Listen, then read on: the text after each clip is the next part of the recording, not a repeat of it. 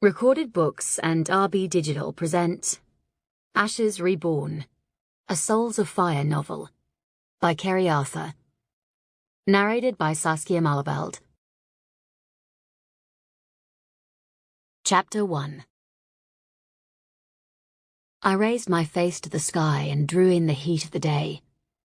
It ran through me like a river, a caress filled with warmth and sympathy, as if the sun were aware of my reason for being in this clearing out in the middle of nowhere. And maybe it was. It had witnessed me performing this ceremony far too many times in the past. I closed my eyes and ignored the tears trickling down my cheeks. Rory's death was once again my fault. If he hadn't been in Brooklyn with me, he'd still be alive. And if he hadn't been there, that inner voice whispered, not only would it be you who was dead, but possibly Jackson and Sam as well. I hated that inner voice, if only because all too often it was right. Rory had died saving our asses, and I knew he wouldn't be angry about that. He'd always had something of a hero complex, and had often said that if he had to go before his allotted 100 years were up, he'd rather do it saving someone he loved. And he and I did love each other. Hell, I couldn't physically survive without him, nor he without me. But we weren't in love, thanks to the curse that haunted all phoenixes. A curse that was said to have come from a witch after a phoenix lover had left her with little more than the ashes of broken promises and dreams. But it was a curse we could have ultimately lived with, if not for the fact that it came with one other kick in the teeth. That no matter whom we did fall in love with each lifetime, the relationship would end in ashes, just as the witches had. As far as I was aware, no phoenix had ever found a way to break the curse. I certainly wouldn't, not in this lifetime at any rate. Sam might have gotten as far as talking to me of late, but I doubted it would ever progress beyond that. Not given what he saw as my complete betrayal of his trust, even if he now understood the reasons for it. I drew in a deep breath and released it slowly, letting it wash the lingering wisps of regret and hurt from my mind. I needed to concentrate. The sun had almost reached its zenith, and that meant it was time to begin. I stripped and placed my clothes on the loose white tunic I'd brought here for Rory, and then kicked off my shoes. The slight breeze teased my skin, its touch chasing goosebumps across my body, despite the sunshine. Within me, energy stirred, energy that was a part of me, and yet separate. Rory's soul, impatient for his rebirth. When phoenixes died, as Rory had in Brooklyn, their flesh became ashes that had to be called, and then retained, within the heat of a mate's body. If for some reason that process didn't happen, then there was no rebirth. And that, in turn, was a death sentence for the remaining partner, as phoenixes could only ever rise from their ashes through a spell performed by the mate. And there was also a time restriction on rebirth. It had to be done within 5 days of death, or the life and the fire of those ashes would die, and the spirit and energy would be returned to the Earth Mother, never to be reborn. It had been 3 days since Rory had passed. I was pushing it, time-wise, hence his impatience and perhaps a little fear. But I'd had no choice. The weather in Melbourne had been so bad, a fire would have struggled to remain alight. And while, as a phoenix, I could have kept the flames burning, I couldn't afford to waste energy when I had no idea how much I'd need for the ceremony. Because no matter how long I'd been doing this, no rebirth was ever exactly the same. I brushed stray strands of red-gold hair out of my eyes as I moved into the center of the clearing and toward the square stack of wood I'd already piled there. The dry grass was harsh and scratchy underfoot, and the scent of eucalyptus teased my nostrils. It was a perfect day for resurrection. I reached down to the inner fires and called them to my fingers. As flames began to dance and shimmer across their tips, I stopped on the west side of the bonfire and raised my hands to the sky. Sparks plumed upward, glittering like red gold diamonds against the blue of the sky. "By dragon's light," I intoned softly, in a language so old only the gods or another phoenix would understand. "And the mother's might, I beseech thee to protect all that surrounds me, and the one I call from me." As the words of the spell rolled across the silence, the air began to shimmer and spark with the colors of all creation. It was the heat of the day and the power of the mother, of the earth itself, rising to answer the call of protection. "Banish all that would do us wrong," I continued. "Send them away, send them astray, never to pass this way. So mote it be." The sparks I'd sent skyward began to fall gently down, but they never reached the ground, caught instead in the gentle hands of the shimmering light. I moved to the north section and repeated the spell. The shimmering net of sparks extended, and the hum of its power began to vibrate through my body. I echoed the process on the two remaining sides, until the net had joined and my entire body pulsated to the tune of the power that now surrounded me.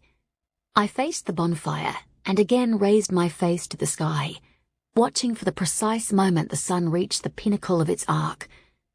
Heat, energy, and sparks ran around me, through me, a force wanting to be used, needing to be used. "Now," that inner voice said. I called to my flames, then stepped into the center of the bonfire. As flesh gave way to spirit, and I became nothing but a being of fire, the wood around me burst into flame. I held out my hands and raised the fire to greater heights, until it burned with a white-hot heat. It felt like home, felt like rebirth. "I beseech the dragon that gives life, and the mother that nurtures us all, to release the soul that resides within." The words were lost in the roar of the flames, but they were not unheard. The ground began to tremble, as if the earth itself were preparing for birth. "Let the ashes of life be renewed. Give him hope and bless him with love, and let him stand beside me once more. By the grace of the mother and the will of the dragon, so mote it be." As the last word was said, power tore up my legs and through the rest of my body. The sheer force of it momentarily stretching my spirit to the upper limits of survivability. Specks of luminescent ash began to peel away from these overstretched strands, gently at first, but rapidly increasing, until it became a storm of light and ash.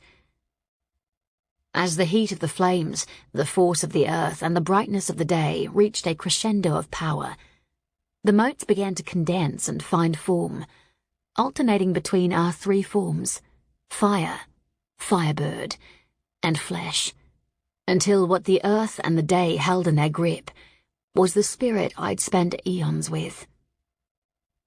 Rory.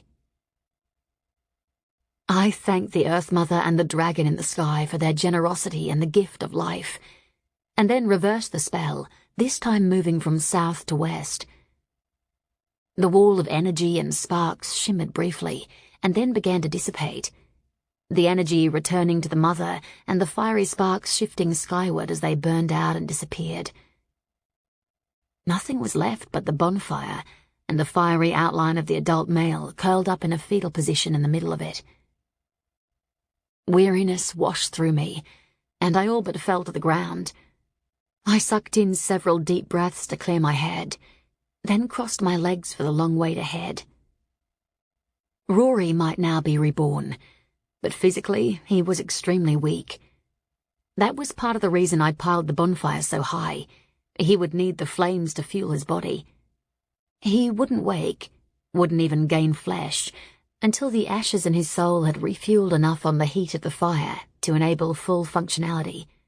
And even then it would be days before he'd be back to his old self and fully mobile. The afternoon passed slowly. I boosted the fire a couple of times and kept the heat at a white-hot level.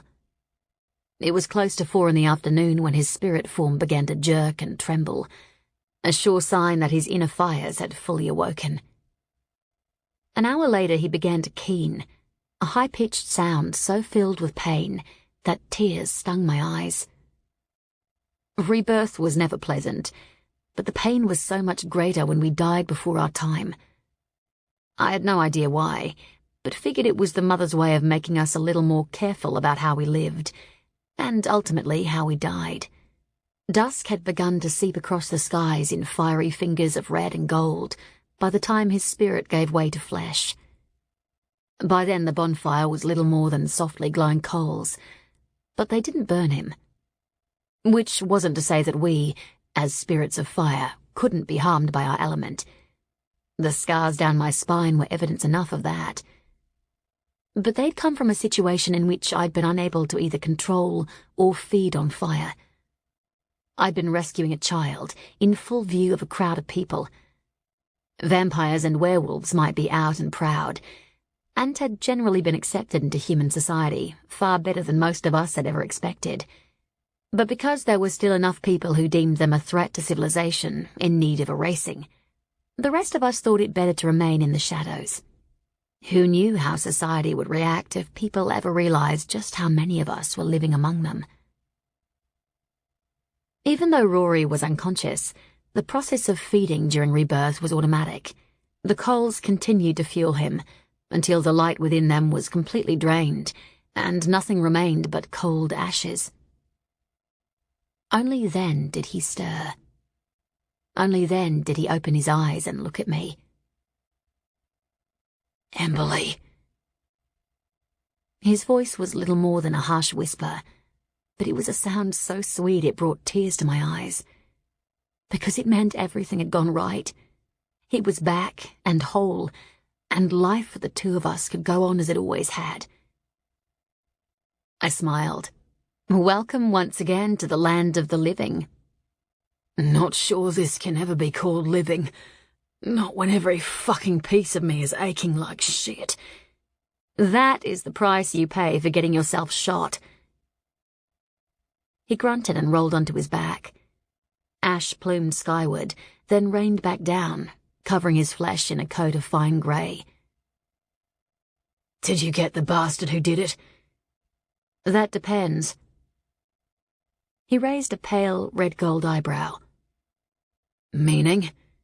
"That I sent every ounce of flame I could muster and every bit of energy I could demand from the mother into the building the shot had come from. It exploded into pieces so small they were little more than dust. So I undoubtedly got the shooter." "But it's the bastard who ordered the kill we want." "Exactly." I uncrossed my legs and pushed upright. Just for an instant the clearing spun around me, a warning that Rory wasn't the only weak one right now. "And I thought you might like a piece of that particular action." "You thought right." He looked around. "Where are we?" "Trowell, or just outside of it anyway." He blinked. "Where the fuck is that?" I smiled and held out my hands. "It's about 14 kilometers out of Seymour, and just over an hour from Melbourne. Ready?" His fingers gripped mine, and after a deep breath he nodded. I hauled him upright. Ash flew around the two of us, catching in my throat and making me cough. He hissed, and his fingers tightened briefly on mine as he gathered his balance. "It never gets any easier," he muttered. "No." I held on to him and waited. After several more minutes he nodded. I released one hand but shifted the other to his elbow. Just because he thought he was stable didn't mean he actually was. "I wasn't able to drive the car into the clearing. There are too many trees," I said. "But it's parked as close as I could get." "I'll make it." He took a determined step forward, paused unsteadily for a moment, and then took another. He very much resembled a toddler taking his first steps, and in many ways it was an apt image. The two of us might have spent more years alive than either of us cared to remember, but each rebirth came with the cost of major muscle groups remembering how to function again. Sometimes it was almost instant, as had happened this time when it came to speech and arm movement, and other times it could take days.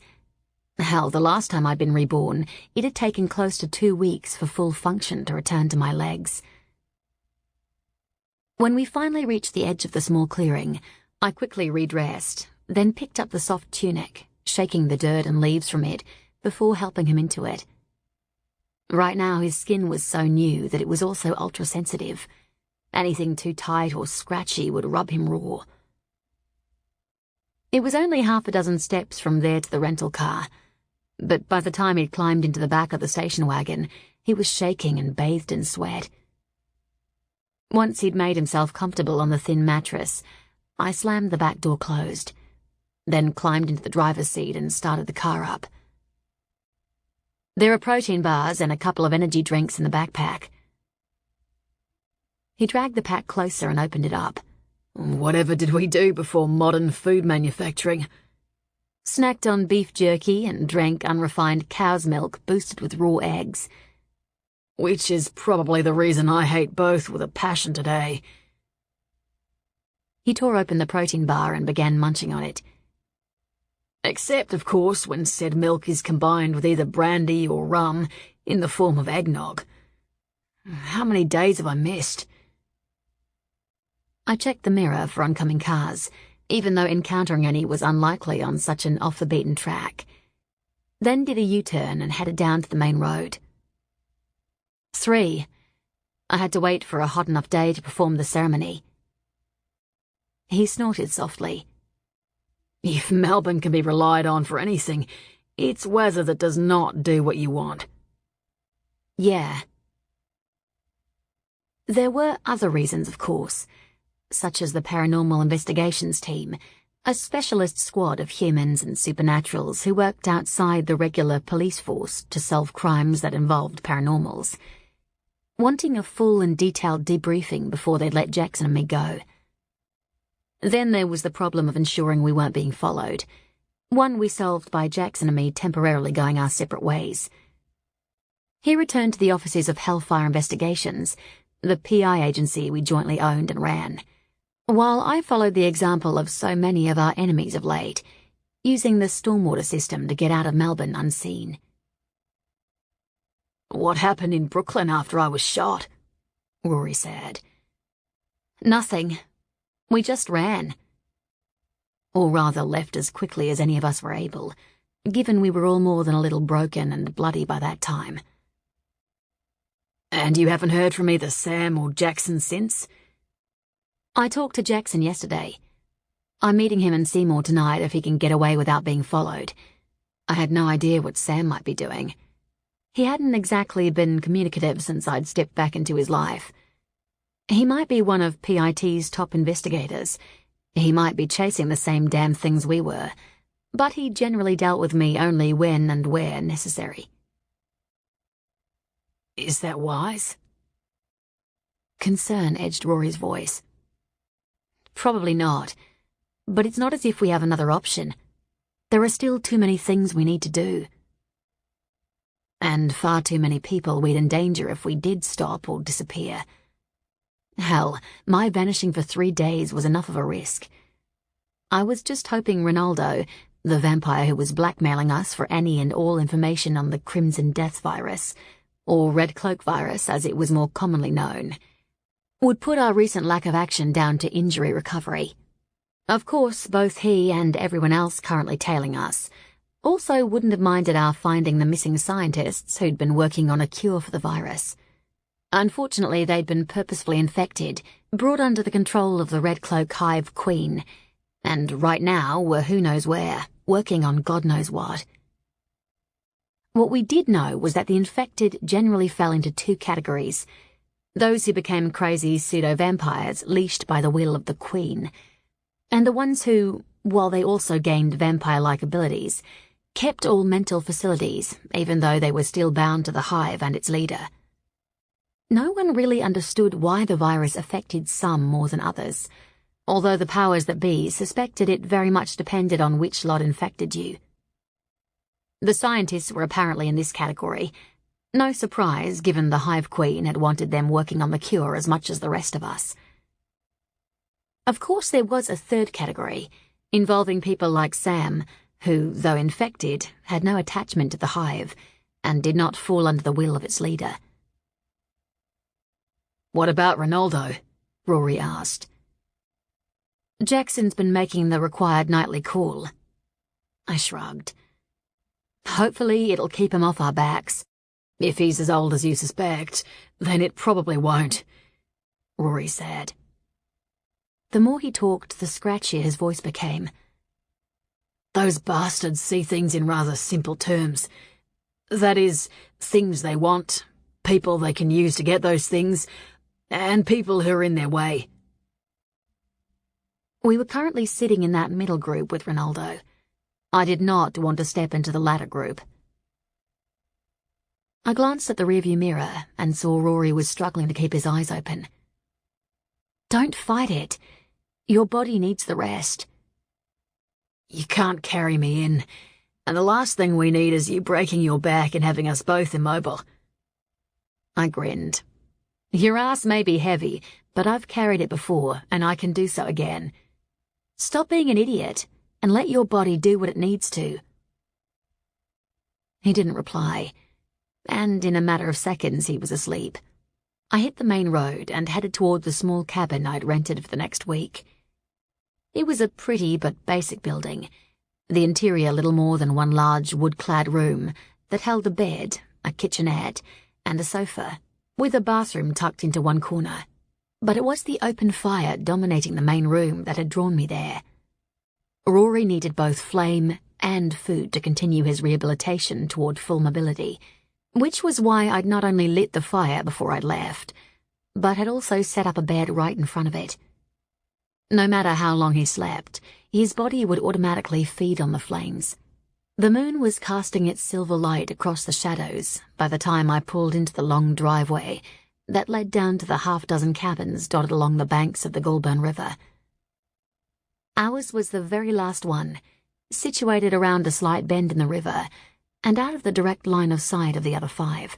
I reversed up to the front steps, then climbed out and unlocked the front door. A wave of heat hit me, and I closed my eyes, briefly drawing it into my body to ease a little of the tiredness. But this heat was not mine to enjoy. I severed the connection and returned to the car, opened the rear door, then dragged the mattress and Rory closer. He muttered something unintelligible and half sat up, making my job a little easier. I swung his arm around my shoulder, then hauled him upright, being careful not to crack his head on the top of the wagon's door. He waved his free hand about randomly and said in a rather grand tone, "Onward and upward, my dear." I grinned, shifted my grip to his waist, and half carried, half guided him up the steps. His breath was little more than a wheeze by the time we made it inside, and we all but staggered over to the fire. I stripped him out of his tunic, then helped him down onto the mattress. I didn't bother covering him, simply because having his entire body exposed to the flames would hasten the refeeding process. "Thanks." His eyes briefly fluttered open. "What time are you meeting Jackson?" I threw some more logs on the fire, then glanced at the clock on the wall. "In 20 minutes. He grunted. "Bring back some coffee, and fries, and a big burger, or 2. Amusement ran through me. Like that's a surprise request. I generally hungered for chocolate and green tea after my rebirths, but Rory had always preferred the fattier foods, a preference that had become much easier to fulfill when fast foods had come into being. Although cheese, eggs, and milk were theoretically healthier, fries and burgers seemed to fuel him faster. "How long are you planning to be away?" he mumbled. Not long, particularly as he was still in such a fragile state. But shit does happen. especially since I'd saved Sam's life and subsequently become involved in the quest to stop his brother's mad scheme to spread the Red Cloak virus. Not only was Luke one of the few infected who'd retained his sanity, but he also happened to be the queen bee of the Red Cloak hive, and had intended to create an army with which he could rule the world. And while we'd managed to bring Luke down in the Brooklyn madness that had taken Rory's life, I had no idea how much of his army remained, or whether he'd had a second in command who could take over. He'd certainly had a witch on his payroll, one who'd been powerful enough to not only create a spell able to contain a phoenix's fire, but also to call and control 3 hellhounds. That I'd survived the encounter had been due to luck, more than determination and skill on my part. "Shit does," Rory said. "And hopefully the next truckload will happen all over the bastard who ordered me killed." I chuckled softly and touched his arm. His skin still held an edge of coolness, which meant there was a way to go before he was up to full strength, despite appearances. "I won't be long," he grunted. I waited until his breathing indicated he'd slipped into a deep sleep, then grabbed my coat and headed out. It didn't take me all that long to reach Seymour. Although there were plenty of good-quality restaurants in the town, Jackson and I decided to meet at McDonald's, not only because it was easier, but because I'd have to stop by there anyway to grab Rory's food. Once I'd parked, I climbed out and looked around. There weren't many cars here. Most customers were content to simply use the drive-thru, if the long line was anything to go by. None of them seemed to be paying any attention to me, but that didn't necessarily mean there wasn't anyone out there watching my movements. The feeling wasn't caused by paranoia so much as past experience, given the number of people who'd been following us of late. I couldn't see Jackson anywhere, so I headed inside. Aside from the couple eating at one of the corner tables, the only other people here were the staff. My phone, an untraceable one we'd gotten from a friend of Rory's, who was heavily involved in the black market trade, beeped as I ordered a green tea, several burgers, and a bag of fries. I pulled the phone out of my pocket and glanced at the screen. "Be there in a few minutes," the message said. "Order me an espresso, a large one." Though there was no name on the text, it could only have come from Jackson, as, aside from Rory, no one else had this number.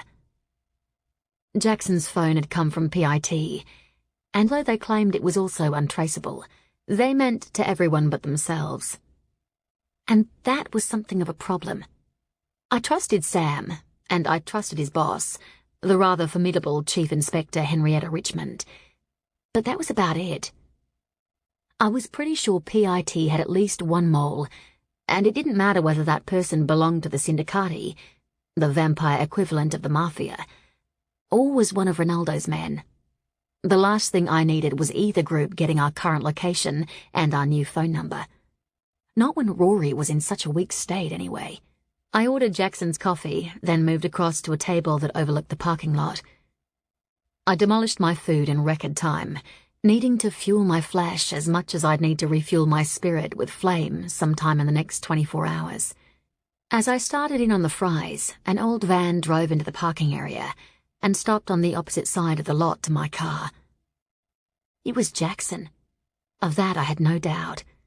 A few seconds later he climbed out of the van, a lean, auburn-haired man who oozed heat and sexuality. Even from this distance, separated as we were by glass, I could feel it. It was a teasing but fiery river that ran delightfully across my senses, and it was something I'd never felt before. Not like this, anyway. Which maybe meant it was yet another side effect of allowing him to draw in my flames, to merge his spirit with mine, in an effort to burn the Red Cloak virus from his system. And we weren't even sure if we'd achieved that. PIT had recently taken blood samples, but it could be days, even weeks, before we knew the test results. I seriously doubted it would take that long, though, as there was currently no known cure for the Red Cloak virus. If my flames had burned it from Jackson's system, It meant the virus was at least susceptible to heat.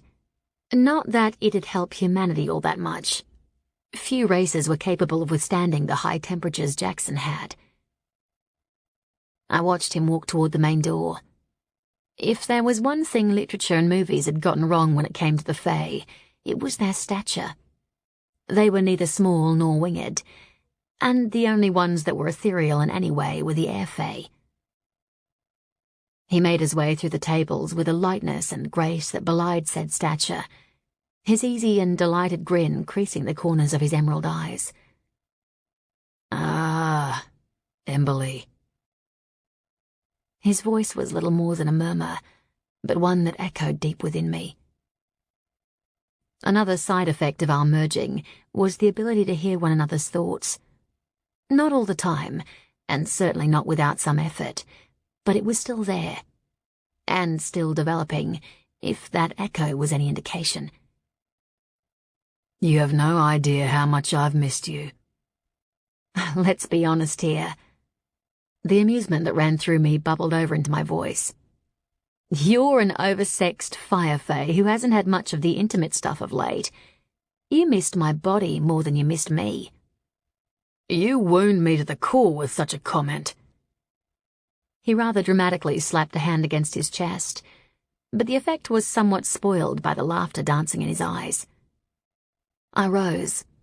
Yeah, I can see the tears. "They are raining inside, trust me." He caught my hand and tugged me closer. "Life in the office has been seriously boring these last 3 days without you." He wrapped his arms around me and held me tight. Not only was he delightfully muscular, but deliciously warm as well.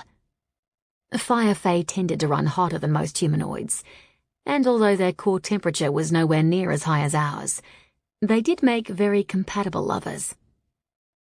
But Jackson was also a perfect lover in one other respect.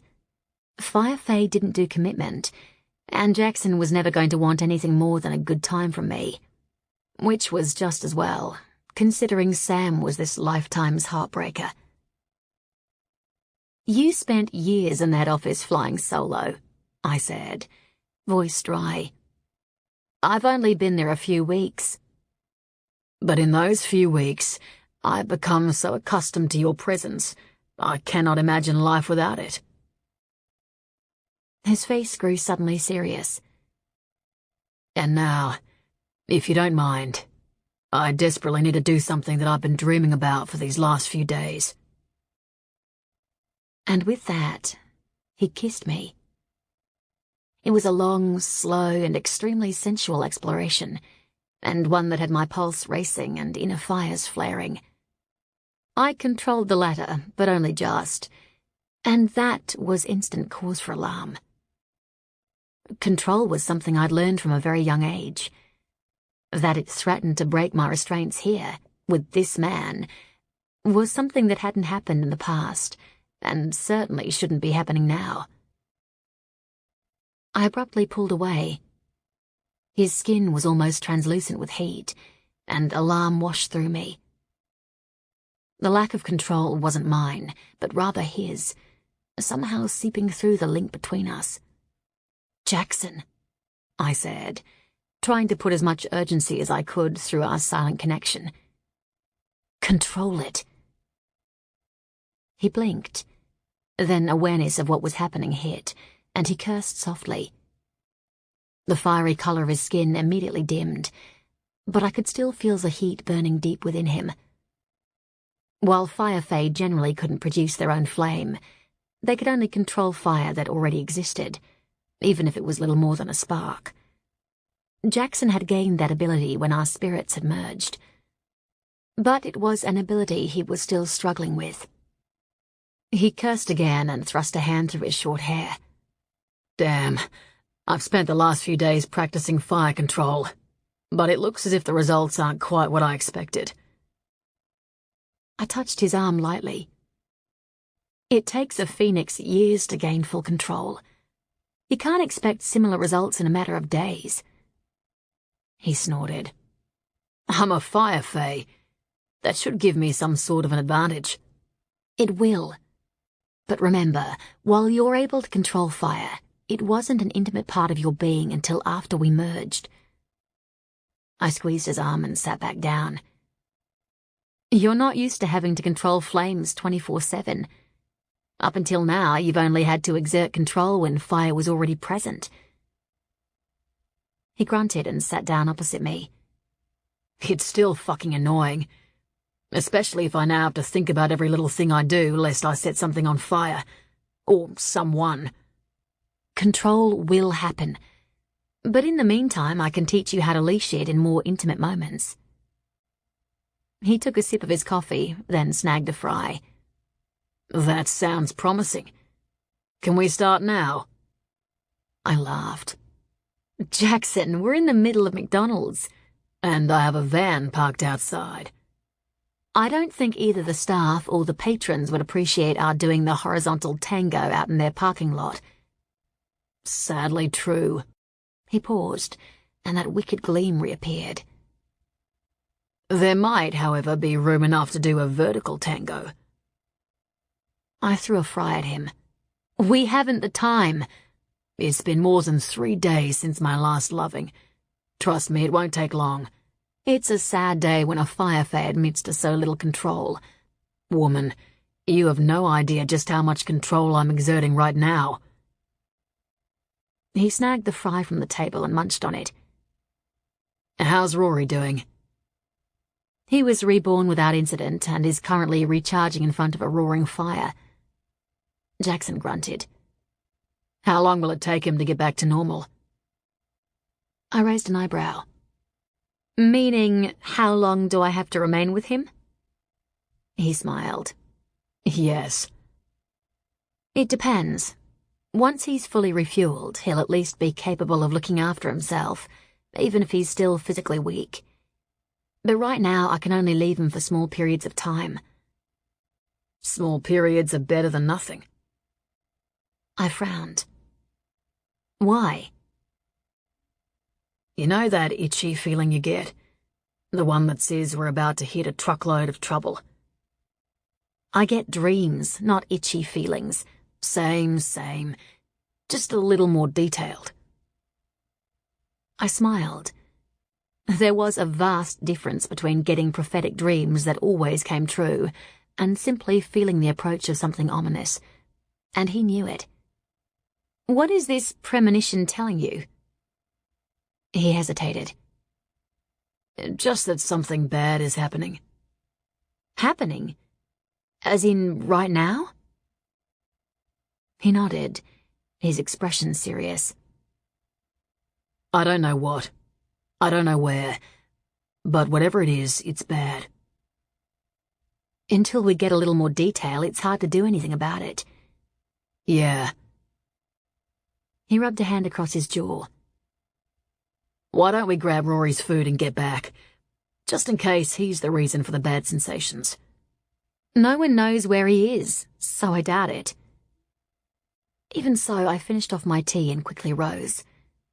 The drive-through queue had tapered off by that time, so it didn't take long to get Rory's burgers as well as a couple extra for the two of us. I might have already eaten, but my stomach was still demanding more. It was just as well my metabolic rate ran far hotter than a human's. Otherwise, I'd have been the size of a house. As we headed out, I added, "It might be worthwhile to leave the van and your phone here. I don't want to risk anyone tracing us to the cabin." He nodded and jogged off to the van.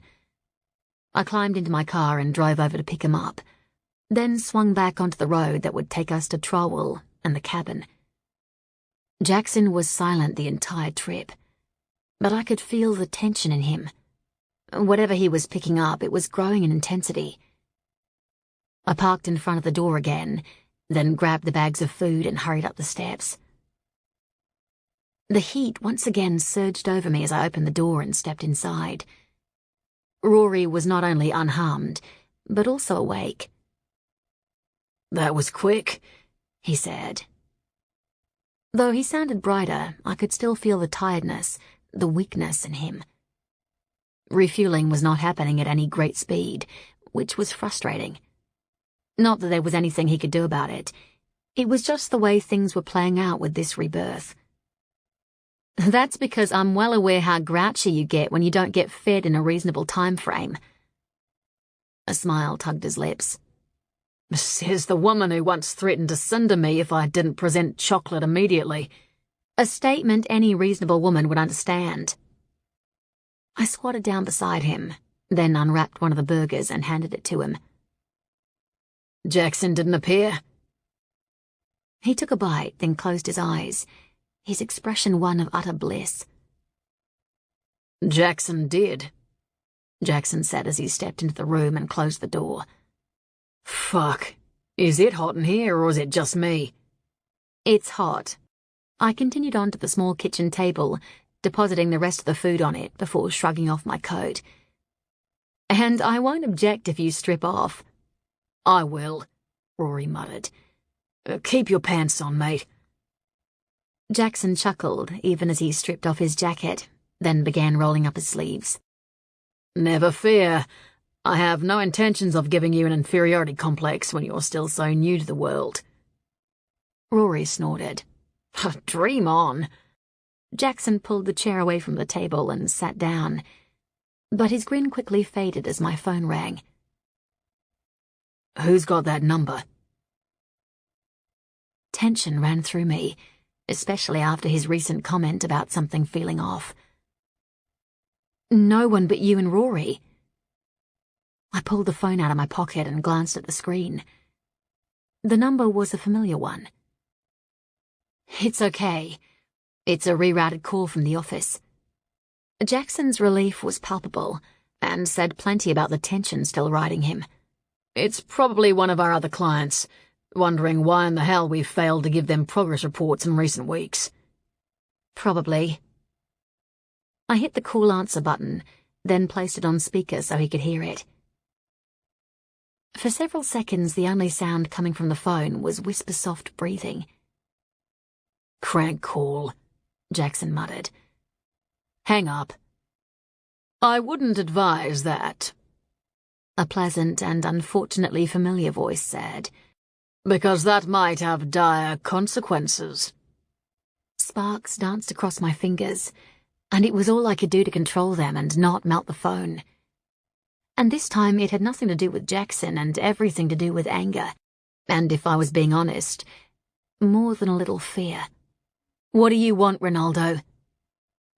You know what I want, he replied, his tone urbane and ultra-polite.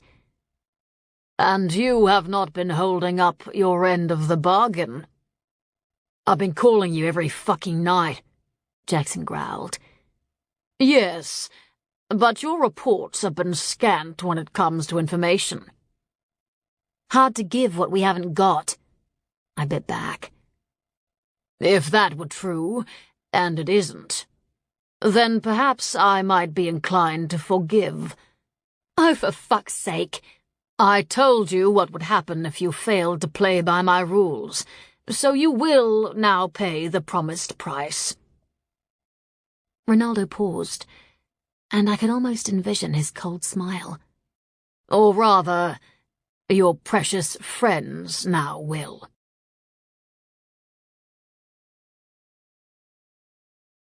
Chapter 2.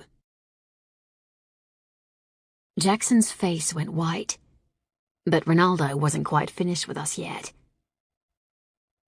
Be at the Carlton Gardens tonight at 3, he said. That gives you enough time to view the damage you've done first. Oh, and if you contact PIT, there will be further consequences. The call ended, and Jackson immediately snatched the phone from my hands. He punched in some numbers, and after a few seconds the phone began to ring. And ring. Fuck. I hoped with all my heart that it didn't mean Shona was hurt or dead. She was one of Jackson's lovers, and the security specialist who, via the simple act of allowing us into an apartment to search for the missing research notes, had ended up with Ronaldo's death sentence hanging over her head. I hoped it was simply a case of either her being unable to hear the phone, or of the phone itself being out of range or dead. Please, God, Don't let her be the dead one. I raked a hand through my hair and met Jackson's flat stare. Though there was very little in the way of emotion to be seen, the heat of his fury and fear washed through me like lava. You should go.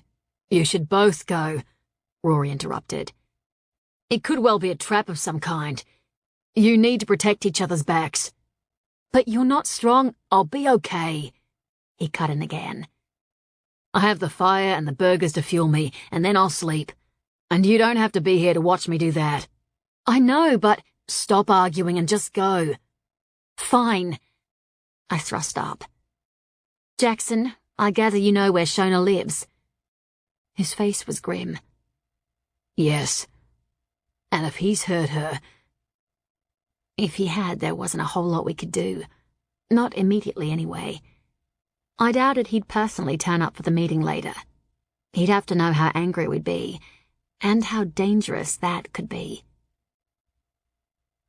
I walked over to Rory and bent down to drop a kiss on his cheek. I'll be back by sunrise. He nodded. Kick some butt for me. Jackson was already out the door. I picked up my coat and followed. We should grab your phone on the way through. We can't afford to waste the time it'd take. What we can't afford, I cut in, is risking anyone getting Rory's current location via the GPS on my phone. Which means I can't ring PIT. I jumped into the car, started it up, then flattened the accelerator. Dust and stones sprayed out from the rear tire as the car launched forward. Why the fuck would we want to ring them? He snapped. Especially after Ronaldo's warning. Because Shona wasn't the only one whose life was threatened the night we raided Rosen's apartment. Rosen had owned and run Rosen Pharmaceuticals, one of 2 private labs hired by the government to help find a cure for the virus. He'd been murdered by one section of the Syndicati, but unfortunately for the rest of us, he'd been infected with the virus and had subsequently risen and come under Luke's control. Whether he was still around and sane now that Luke was dead, I had no idea. PIT was leading the cleanup of the remaining infected, and really didn't believe in sharing that sort of information. I swung the car onto the main road. The security guard's life was also dependent on our good behavior, remember? We can't be in 2 places at once, so like it or not, PIT has to be informed. Jackson swore and scrubbed a hand across his eyes. I'd forgotten about the guard. He doesn't deserve to die just because Ronaldo thinks we're not holding up our end of the deal. Which we aren't, given we haven't handed him all the notes we found. But how does Ronaldo know that? Frustration bit through my voice, especially since we haven't told anyone, including PIT, about either the USB we found in the locker or the suitcase notes we photographed but didn't give anyone. He's an exceptionally strong telepath. Which means fuck all when neither of us can be read, I said. DeLuca's get were there when we found the suitcase of notes, remember? His get? Vampires who'd undergone the blood ceremony with DeLuca, and who subsequently owed allegiance to his lair on Turning, might have been. But I doubted they'd paid too much attention to our reasons for being there. Not when their sole intention had been to kill us in retribution for DeLuca's death. A death we weren't responsible for, as much as I might have wanted to be. That honor belonged to Frank Perella, a Syndicati general and DeLuca's factional opposite. And while some of his vampires might have been present when we'd found the research notes at Denny Rosen Jr.'s place, they'd been arrested and carted away by the time we opened the case and discovered just how important its contents might be.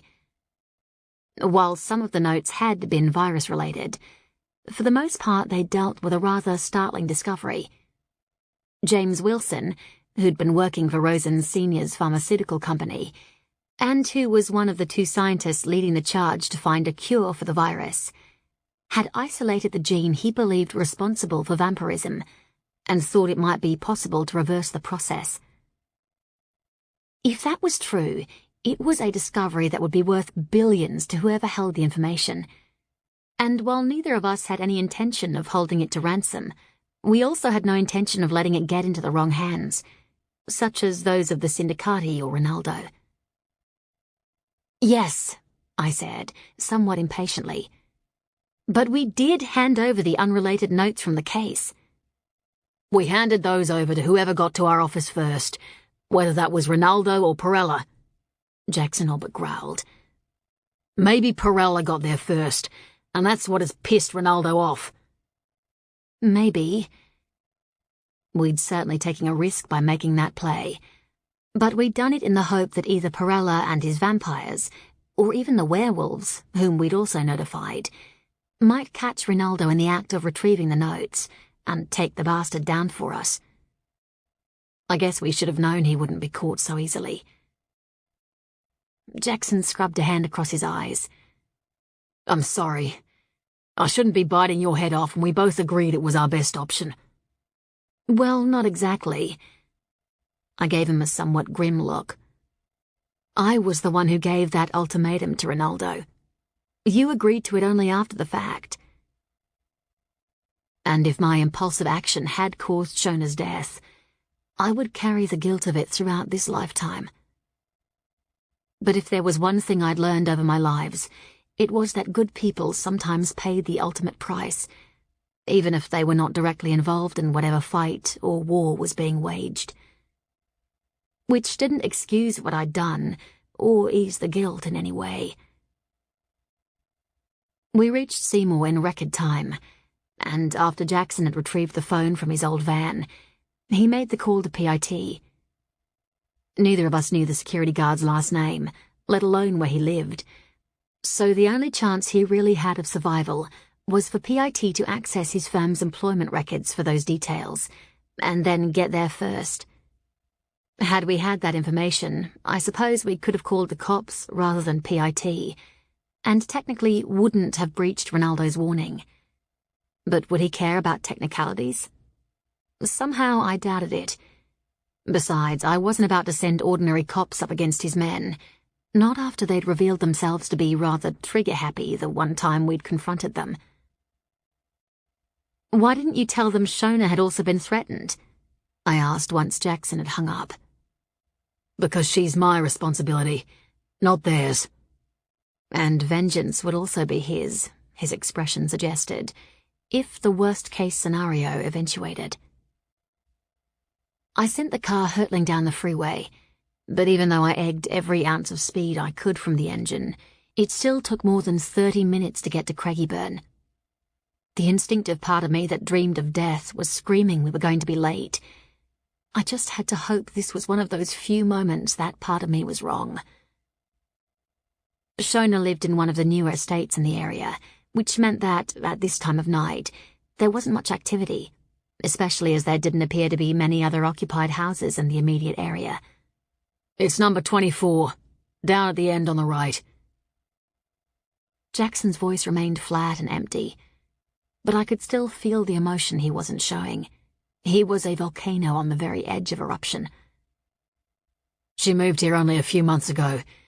If she'd stayed in her rental in Carlton, more people might be dead.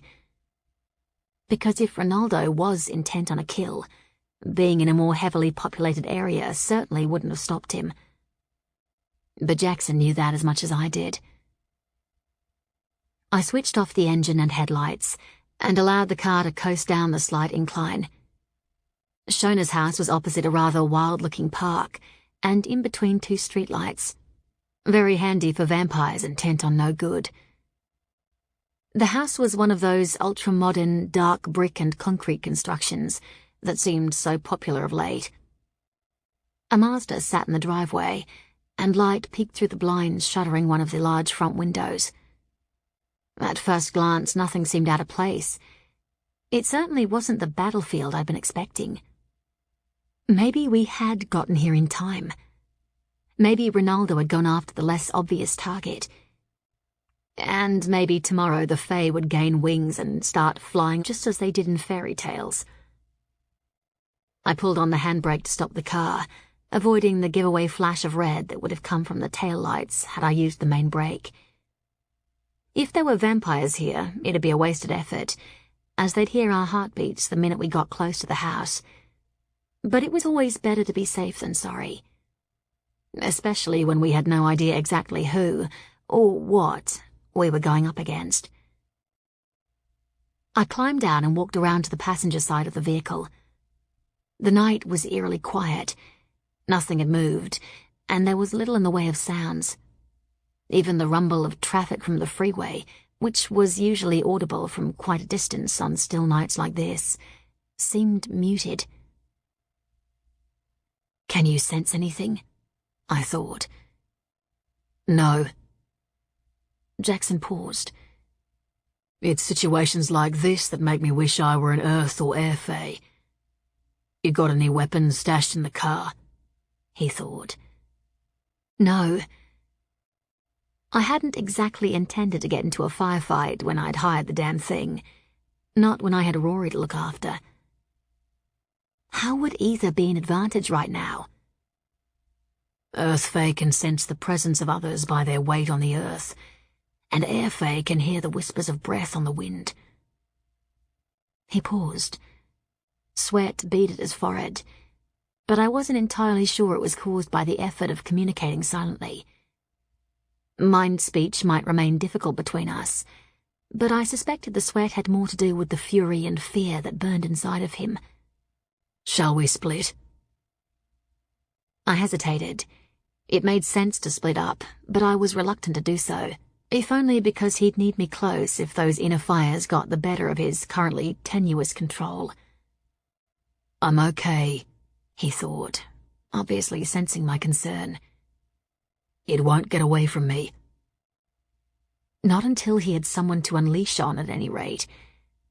But I kept that comment to myself and motioned to the right. "I'll tackle that side." He nodded and moved toward the car that sat still and empty in the driveway. I scanned the front windows as I went right, but there wasn't much to see other than the sliver of light lining either side of that one window. The other two also had blinds down, so if someone was inside, they'd have as little hope of seeing me as I did them. "Car is locked, but the hood is warm," Jackson thought. "She hasn't been home long." Meaning if the vamps had attacked Shona, they'd been here waiting for her. I grabbed the top of the fence that divided the front yard from the back and pulled myself up, pausing at the top to scan the nearby area. No shadows, no dogs, and no sense of the werewolves who should have been here. Fire briefly flickered across my fingertips, tiny sparks that spun into the darkness and quickly disappeared. I flexed my hands as I dropped to the ground, trying to ease the tension. This time it was all mine, not an overflow from Jackson. I walked to the first of 3 windows situated along this side of the house, and, my back pressed against bricks still warm from the day's sunshine, carefully peered inside. The room beyond was filled with boxes, some of them emptied, some of them still sealed with packing tape. There was no evidence of anything out of place, or, indeed, any sort of fighting. Maybe Ronaldo had been bluffing. Maybe he only intended to make us fear the possibility of death. But even as that thought crossed my mind, I dismissed it. Everything we'd learned about the man, and that was little enough, suggested he wasn't a vampire who pulled his punches. Besides, if everything was okay, why hadn't the werewolves appeared, asking us what the hell was going on? Baker, the alpha wolf of the city pack, had given them orders to protect Shona against any sort of attack, and that should have meant they'd at least question us. I continued on, repeating the process with the next 2 windows. One was a study with a computer sitting on a small desk, and the other an empty room. I ducked past the last window and moved to the end of the building. The small yard beyond was empty and silent.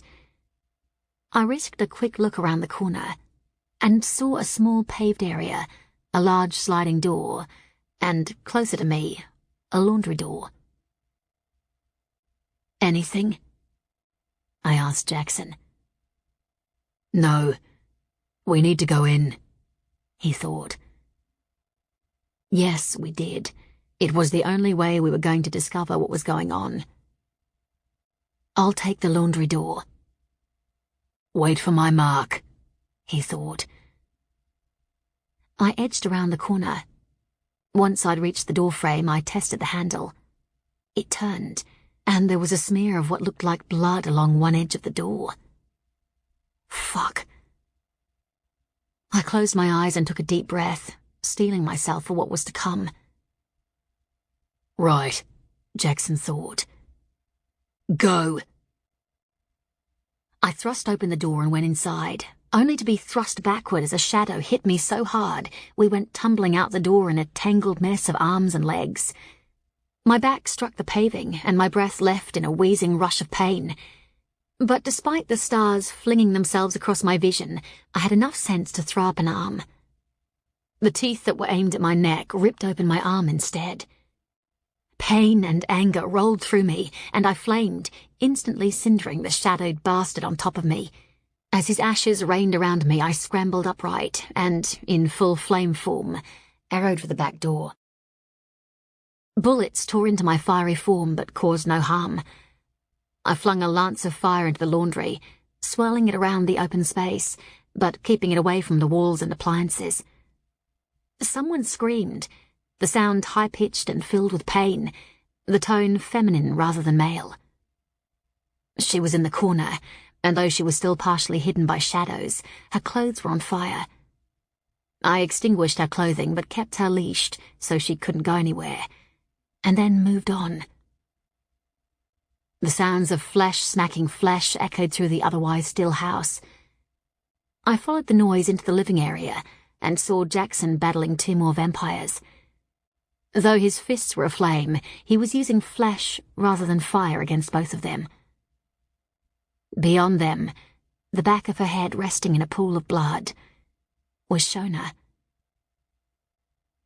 I clenched my hands, battling the urge to do what Jackson had not, and instead wrapped both vampires in flame, containing them without burning. As I became flesh again, Jackson landed two final blows, shattering the mouth of one vampire and breaking the nose of the other. They both dropped like stones to the floor and didn't move. Nor did Jackson. He simply stood there, sucking in air, his entire body taut with tension and flames licking up his arms. And while he was so very close to losing control and burning the house down around us, the fact that he hadn't was a good sign. Imagine the fire is water, and that you are a pump with a very empty inner well to fill. Pain from both exertion and the wound on my forearm stabbed through me as I spoke. I glanced down. The heat of my flames had sealed the wound enough that blood was oozing out rather than pulsing, but it still hurt like blazes. I took a deep breath that did little to ease the deeper ache in my head, and continued. Imagine your fire flowing like water into the well, rather than letting it play across your body. Then place a cap on it. As directions went, they were overly simplified, but sometimes such imagery was the only way to teach control, especially when dealing with those very new to their fire, which Jackson was, despite his being a fire fae. He didn't reply, didn't even look at me. But after several moments the flames retreated, until all that remained was the glow of heat across his fingertips. He took another deep breath, then his gaze stabbed to mine, the green depths icy and furious. Where the fuck are the werewolves? I don't know. I moved past him and squatted beside Shona. Even though there wasn't a chance in hell of her being alive, given the state of her throat, I still felt her wrist for a pulse. Sometimes hope was rewarded against the greatest of odds, but this wasn't one of those times. There was no life left in her, and her skin was already losing its heat. I closed my eyes and did my best to stifle the wash of anger and guilt. I'd made my choices, chosen my path, and there was no way I could go back on that now. And if I was honest, I'd probably make the very same decision if I did have the chance of doing it all again. If our plan had worked, if either the Syndicati or the werewolves had taken care of Ronaldo, as he'd retrieved the suitcase notes from our office, then not only would Shona, the guard, and even Rory have been that little bit safer, but one fewer player would have been after the missing research notes. It had been worth the risk. It just hadn't played out the way we'd hoped. I pushed upright. We have to call PIT in on this. We have no choice now. Agreed. Jackson's gaze suddenly narrowed. You're injured. It's only a scratch. He snorted. That so-called scratch is 5 inches long. I'm gathering he caught you by surprise. To his cost, yes. But I've contained the second vamp in the laundry. Then let's go question her. PIT will undoubtedly lock us out of the investigation once they get here, I said, leading the way. So that's a damn good idea. The vamp snarled as we entered, revealing bloody canines. Obviously, she was the one who'd taken Shona's life. Anger surged through me. I thrust it away, knelt down, wrapped my fingers around her neck, and then shoved her against the wall hard enough to dent the plaster. And she was damn lucky that was all I did. Who sent you here? She swore, though the sound was somewhat strangled because the force of my grip was restricting her windpipe. Answer the question, I growled. Because right now, all that stands between you and incineration is the possibility of information. She snorted. Even a fire witch isn't capable of that. You have no idea what I'm capable of. And it was interesting she called me a fire witch rather than a phoenix. Whoever sent them here either didn't know the truth or simply didn't care to inform them. Last chance. Who sent you here? No one. And that is one rather large lie. Jackson crossed his arms as he leaned against the doorframe. His expression was contemplative, despite the waves of heat and anger rolling off him. We could just burn her, start with her toes, then maybe take out a leg. That might loosen her tongue a little. You wouldn't fucking dare, the woman snapped. We're under the protection of... She cut the rest of the sentence off and clamped her lips shut. A little demonstration of our capabilities is definitely in order, Jackson said. And it's one, he added silently, that you'd better do. My control isn't good enough right now, and while burning her might ease the rage a little, it wouldn't be overly useful. I glanced at the woman's left leg and unleashed some fire. Flames shimmered down her jeans and danced across the tips of her shoes. As the smell of burning leather touched the air, the woman began to struggle, fighting my hold even as she flung her leg about in an attempt to smother the flames. Jackson moved past me and planted a rather large boot on her legs, stilling the movements. The woman inside, the woman you fed on and then killed, was my lover, he growled. So believe me when I say I'm barely resisting the urge to cinder you inch by tiny inch right now. The vampire's gaze rose to his. For several seconds she didn't say anything, but electricity buzzed around my senses. I smiled, though it held little in the way of amusement. She was trying to read him, maybe even trying to control him, and that meant she was older than she actually looked. Despite what humans generally thought, not all vampires were telepathic, and even for those who were, precise control was something they gained over centuries rather than decades. Of course, they also had to be very specific about what they wanted, and they certainly didn't have carte blanche access to the mind. Except perhaps for outliers like Ronaldo. And even he couldn't access or control either Jackson or me, because we were both immune to psychic invasion of any description. Thank God. I sent a flare of heat to my fingertips and lightly burned her throat. She hissed, and her gaze jumped back to mine.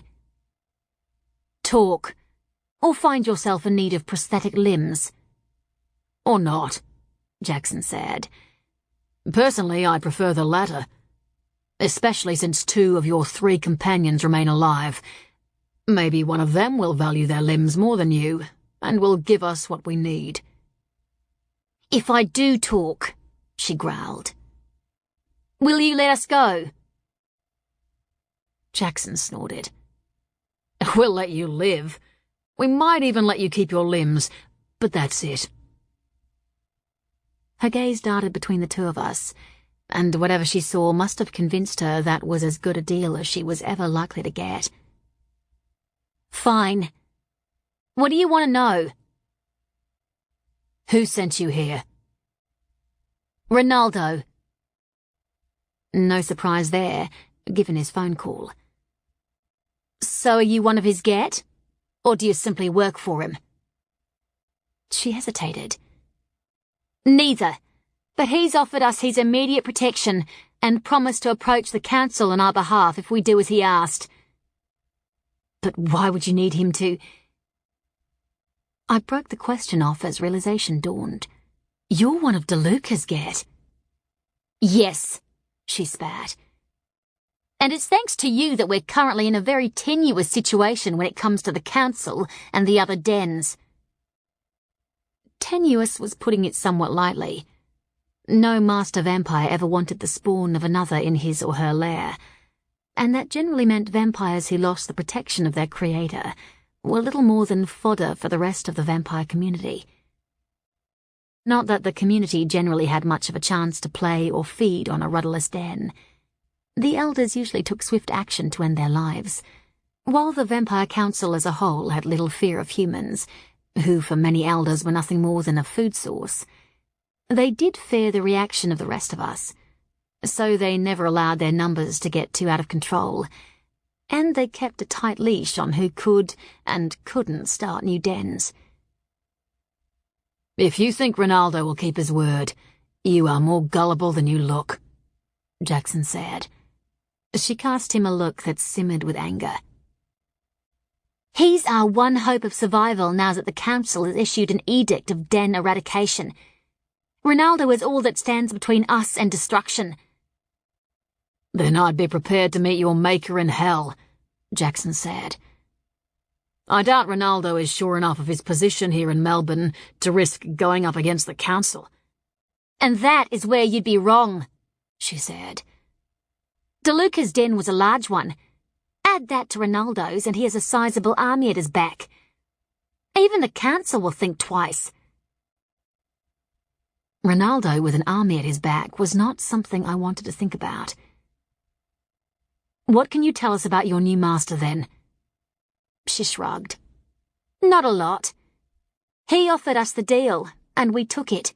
"So you don't actually know where he or his den is currently situated?" "No." She paused. "We had to prove our worth here before he'd offer us anything more." "What were you supposed to do after you'd killed Shona?" I asked. Jackson twitched at the question, and his foot pressed that bit heavier on the woman's leg. She lunged forward, catching me by surprise and getting within inches of Jackson's leg before I thrust her back. The flames that were dancing across her smouldering boots suddenly flared white, eating down into the leather and then into her toes. She screamed. The flames instantly retreated. Jackson's doing, not mine. "Next time I will cinder those toes rather than merely burning them." Once again his voice was deceptively mild. "Now answer the damn question." Sweat dribbled down the side of her face. "We were supposed to meet him in the Carlton Gardens." Part of a welcoming committee, perhaps, I thought, glancing up at Jackson. The niggly ache in my head flared a little brighter, but I wasn't about to risk her passing any comment of mine on to Ronaldo. I had no idea if she was a strong enough telepath to communicate with him from this distance, but better safe than sorry. "Probably, but if he wants those notes, he needs us alive, so I don't really see the point," Jackson thought. Maybe he just wants to hit home his message that we obey him or else. He seems the type. I returned my attention to the woman. Is that it? She nodded. He's not the most communicative person, but then most of the older ones aren't. That was probably the most truthful thing she'd said all night. As I've told some of your den mates already, we didn't murder DeLuca. I peeled a sliver of fire away from the rope corralling her torso and wrapped it around her neck. Frank Perella took that on her. Her eyes narrowed. He wouldn't dare. Everyone keeps saying that. I released my grip on her and thrust upright. Her neck was burned and blistered, and I hoped it was as painful as hell. It's almost as if the Syndicati generals haven't spent centuries murdering their counterparts. Oh, and if you move, those ropes will burn you. She obviously didn't believe me, because she threw herself sideways, teeth bared as she tried to slash open my leg. I didn't move. I didn't have to. My fiery leash immediately tightened around her throat and chest, and in an instant she was gasping for breath. I did warn you, I said and walked away.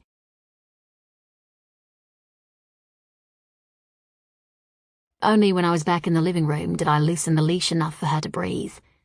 Jackson moved past me and squatted beside Shona. After gently closing her eyes, he leaned forward and kissed her forehead. May your next journey in this world be filled with love, happiness, and a long life, he said softly. And as you move on, rest assured that your death in this lifetime will be avenged. That I promise you. I didn't say anything, but I had everything crossed that it was a promise we could keep. We have to call PIT, but we also need to find out what happened to the werewolves. Baker wouldn't have gone back on his word, I'm sure of that.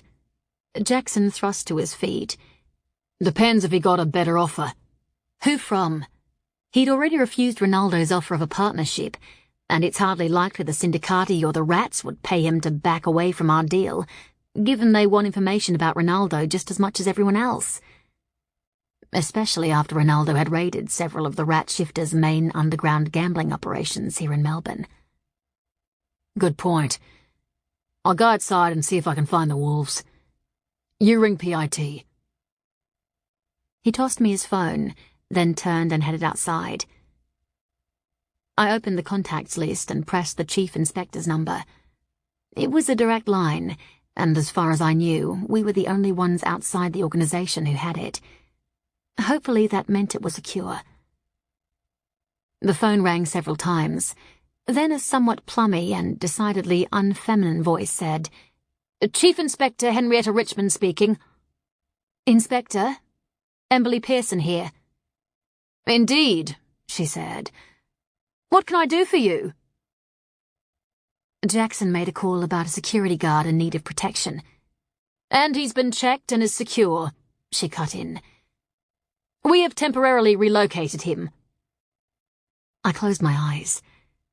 At least I hadn't gotten 2 innocent people killed, but a rather unkind part of me wished the situation had been reversed, that it was Shona who was alive rather than the guard, because of Jackson, because he'd cared for her, at least as much as any Fae was capable of caring.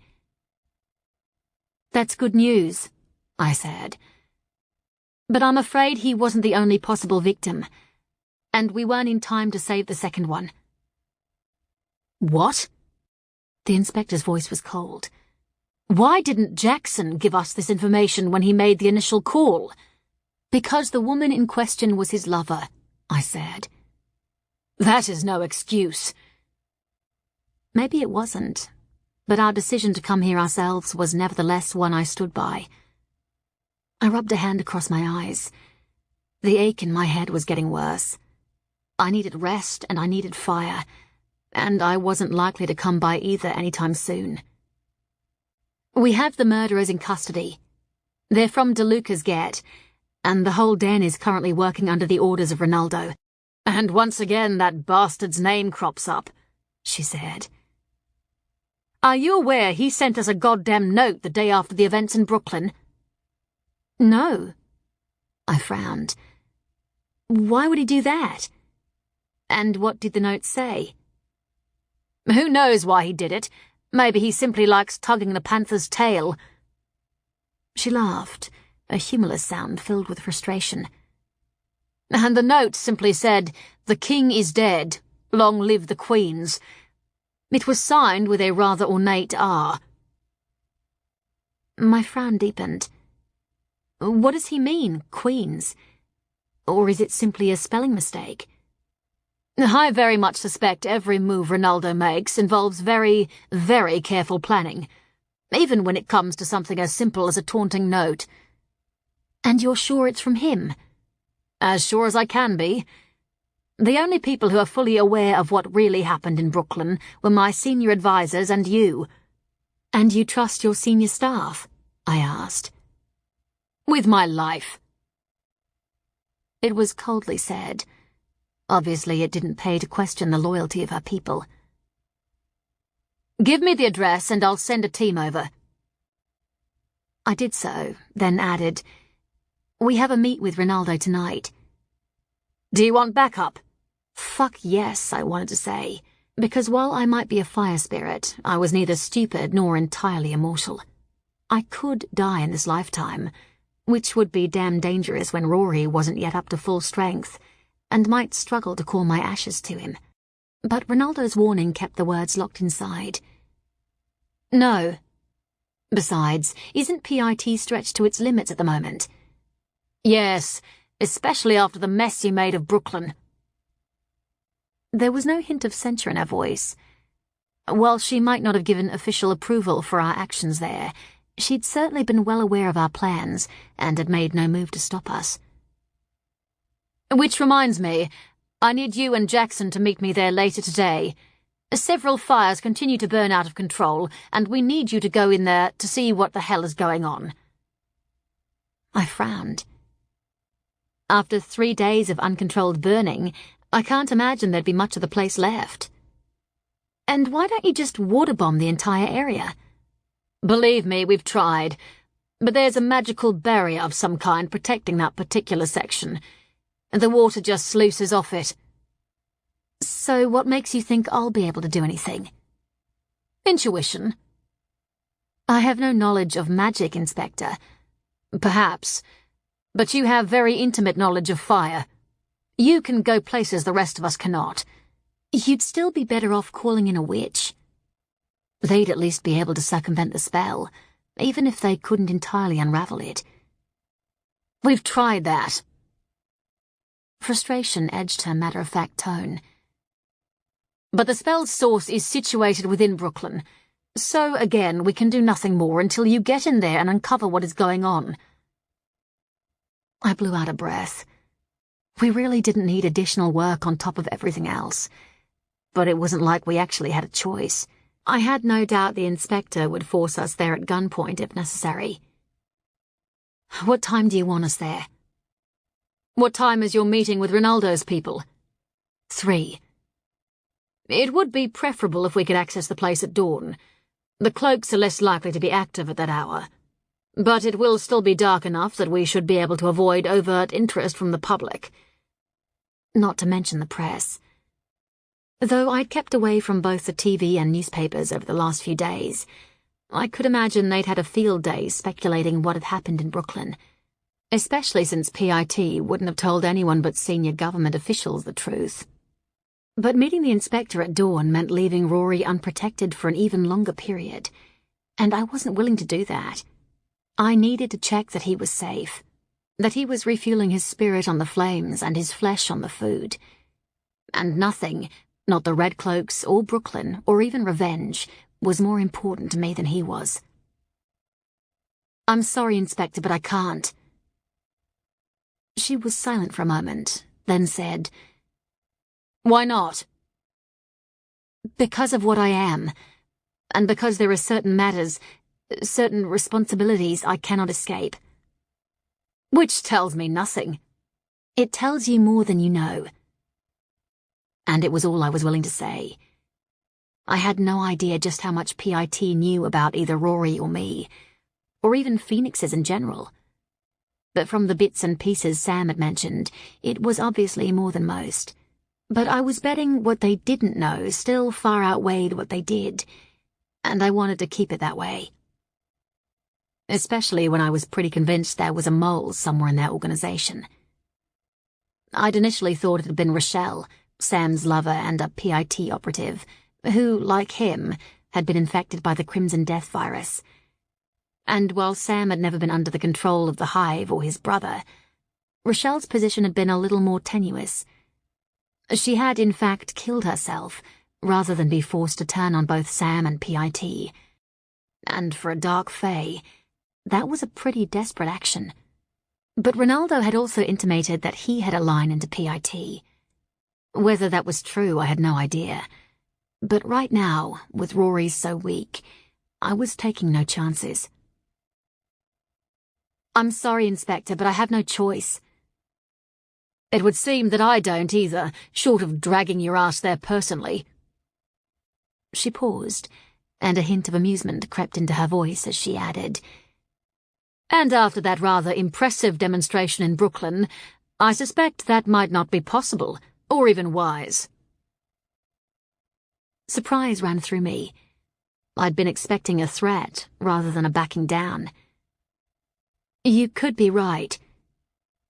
"Meet me tomorrow evening, then. 9 should do. The peak hour traffic will be gone by then, and the area will be quiet." "Fine, but send the fire brigade anyway. I don't need any more witnesses than necessary." "Nor do we," she said heavily. "The crew will be at your location in 20 minutes. "Thanks." I hesitated. "Have you got Jackson's blood results back yet?" "I chased it up with the lab yesterday. I'm assured they'll have them to me within the next day or so." Meaning we'd soon know if the virus had been burned from his system. "Thanks," I repeated, and hung up. I bent down and checked the 2 vamps Jackson had knocked out for signs of awareness, but both were still unconscious. I tightened their leashes anyway, then headed out to the now broken front door. The night remained quiet, and the moon was hidden behind a bank of clouds. What few stars could be seen were unusually muted. It was almost as if they dimmed their brightness in respect for the death in the room behind me. I couldn't see Jackson anywhere, and if he was moving about, then he was doing so quietly. "You found anything?" I thought. Pain slithered through my head even as I asked that question, a sharp warning that using our connection was indeed taking a toll. Nevertheless, it was stronger, more reliable than it had been a few days ago, and that meant it was still gaining strength. It made me wonder just how far it would go. Would we perhaps be able to do more than merely mind talk? Would we perhaps be able to sense the other's presence, no matter where that person was? Rory and I certainly had that capability, though it was one we rarely needed or used. Jackson didn't reply, but after a few minutes he appeared from the house next door. "Sorry for not responding, but all the mental talking is giving me one hell of a headache." "Did you find the wolves?" "Yeah." He scrubbed a hand across his chin, the sound like rough sandpaper. "Baker isn't going to be happy." "They're dead?" "Not just dead, but absolutely torn apart. I found a dart near one of the bodies. The poor bastards didn't have a chance." I thrust a hand through my hair. How the fuck did Ronaldo know about the werewolf guards? Because he had to have, if his men had come here prepared with darts. "Baker either has a spy in his midst, or his office is bugged." "I can't imagine it'd be a spy. He's dealt with vampires for years. He'd be well aware of their tricks." By the same token, I couldn't imagine he'd be naive enough to believe no one would bother bugging him. Not when it seemed to be a very common practice here in Melbourne. The lab I'd worked for, as well as many other private organizations that had governmental links, was regularly swept of bugging devices. "We need to ring him." Even as I said it, I pulled the phone out and did it. The minute he answered, I said, "It's Emily Pearson, and I'm afraid I have some bad news for you." He was silent for a moment, and then said, "My men are dead, aren't they?" "Yes, and they were darted before they were killed. Someone knew they were watching Shona and came prepared." "Who did you tell?" His voice was flat, angry, but whether the anger was directed toward us or was because of the loss of his men, I couldn't say. "No one, not even PIT knew." "Suggesting I have a leak in my own organization. I'd feared that." "Ronaldo seems to have a finger on the pulse of all the major players in this city," I said. "But he's an extremely strong telepath, so it might simply be a matter of reading the mind of someone close to you." "Just as telepathic wolves are rare to find, it's also rare for wolves to be telepathically invaded. We are somewhat immune." He was silent for a second, and then said, "I'll check, however. Thank you for the call, and please remember to pass on any information you get on this bastard." He hung up. I blew out a breath. Ronaldo is dead meat if Baker ever gets his hands on him. That can be applied to us, PIT, the Rats, and whomever else Ronaldo might have crossed. Jackson caught my hand, tugged me close, and kissed me. It was as much about grief as an affirmation of life. After a few moments, he added, "What did PIT say when you called?" "A crew will be here shortly." "Good, because we need to get moving if we're to meet Ronaldo on time." I hesitated. "I don't really think—" "Do not try to stop me from coming along." His expression was hard, determined. "Because you know that's not going to happen." "But he won't be at the meeting. He won't risk it." "I don't care. I've already lost Shona. I'm sure as hell not going to risk losing you." I smiled and brushed my fingers down his cheek. "I have one advantage over Shona, remember?" "The point remains." He took a deep breath and glanced over his shoulder as the sound of a siren began to invade the night stillness. "We should tie our captives up more conventionally. Just because your ex in Richmond knows we're fire-capable doesn't mean the rest of them need to." "Does Shona keep rope or wire anywhere?" "No, but I saw some packing tape in one of the open boxes. I'll grab that." He did so. We taped all three up, and given the woman's proclivity for biting people, shoved several additional layers over her mouth. PIT arrived a few minutes later. I didn't know either of the operatives, and they certainly didn't say much. Once they checked our IDs, both our driver's licenses and the associate badges PIT had handed us just before the Brooklyn battle, we were allowed to go. Jackson immediately left the house, but I hesitated. "Watch the female vampire. She has a nasty habit of using her teeth." The taller of the two women flashed me a grin. "I doubt she can even open her mouth with the amount of tape you've wound over it, but she's most welcome to try." Considering the anticipatory edge to that comment, if my former captive had any sense, she'd be a model of good behavior, but I had a vague suspicion she wouldn't. "Oh, and before I forget," she added, "the inspector said you might need some weapons. You'll find them in the trunk of our car. Help yourself to whatever you want." I nodded and headed out. There was a veritable arsenal in the trunk of the car, and not just guns, but silver knives, good old-fashioned stakes, and several vials of what I presumed was holy water. I grabbed a small backpack and shoved in half a dozen semi-automatics, ammunition, 2 knives, and some of the holy water. The inspector might not have literally meant help myself, but I wasn't about to forgo the chance to be fully armed. Not when every other bastard after us seemed to be fully kitted up. Jackson had jumped into the driver's seat, so I tossed him the keys and placed the backpack on the back seat. "What's that?" He started the car up and drove off. "A mini armory, courtesy of the inspector." "You know, I'm actually starting to like that woman." I snorted. "I'll like her more if she actually keeps her word and lets us walk away once this is over. Until then, I'm reserving judgment." Well, at least we now have more of a chance of walking away from tonight. Not to mention something to fall back on if the witch is present and our fire fails. It didn't take us all that long to get into the city. At this hour of night, the traffic was light, even when we'd pulled off CityLink and made our way down Flemington Road to Victoria Street. Jackson slowed the car as we neared the gardens. Did Ronaldo say where we were supposed to meet him? No, but the old fountain is the most logical place. People have been meeting there for years. I'm not entirely sure Ronaldo applies logic the same way as the rest of us. Jackson pulled into one of the empty parking spots and killed the engine. That's to be expected, given he's a very old vampire.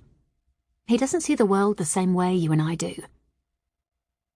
Jackson's grin flashed, and though it was a somewhat pale imitation of its usual self, I was nevertheless glad to see it.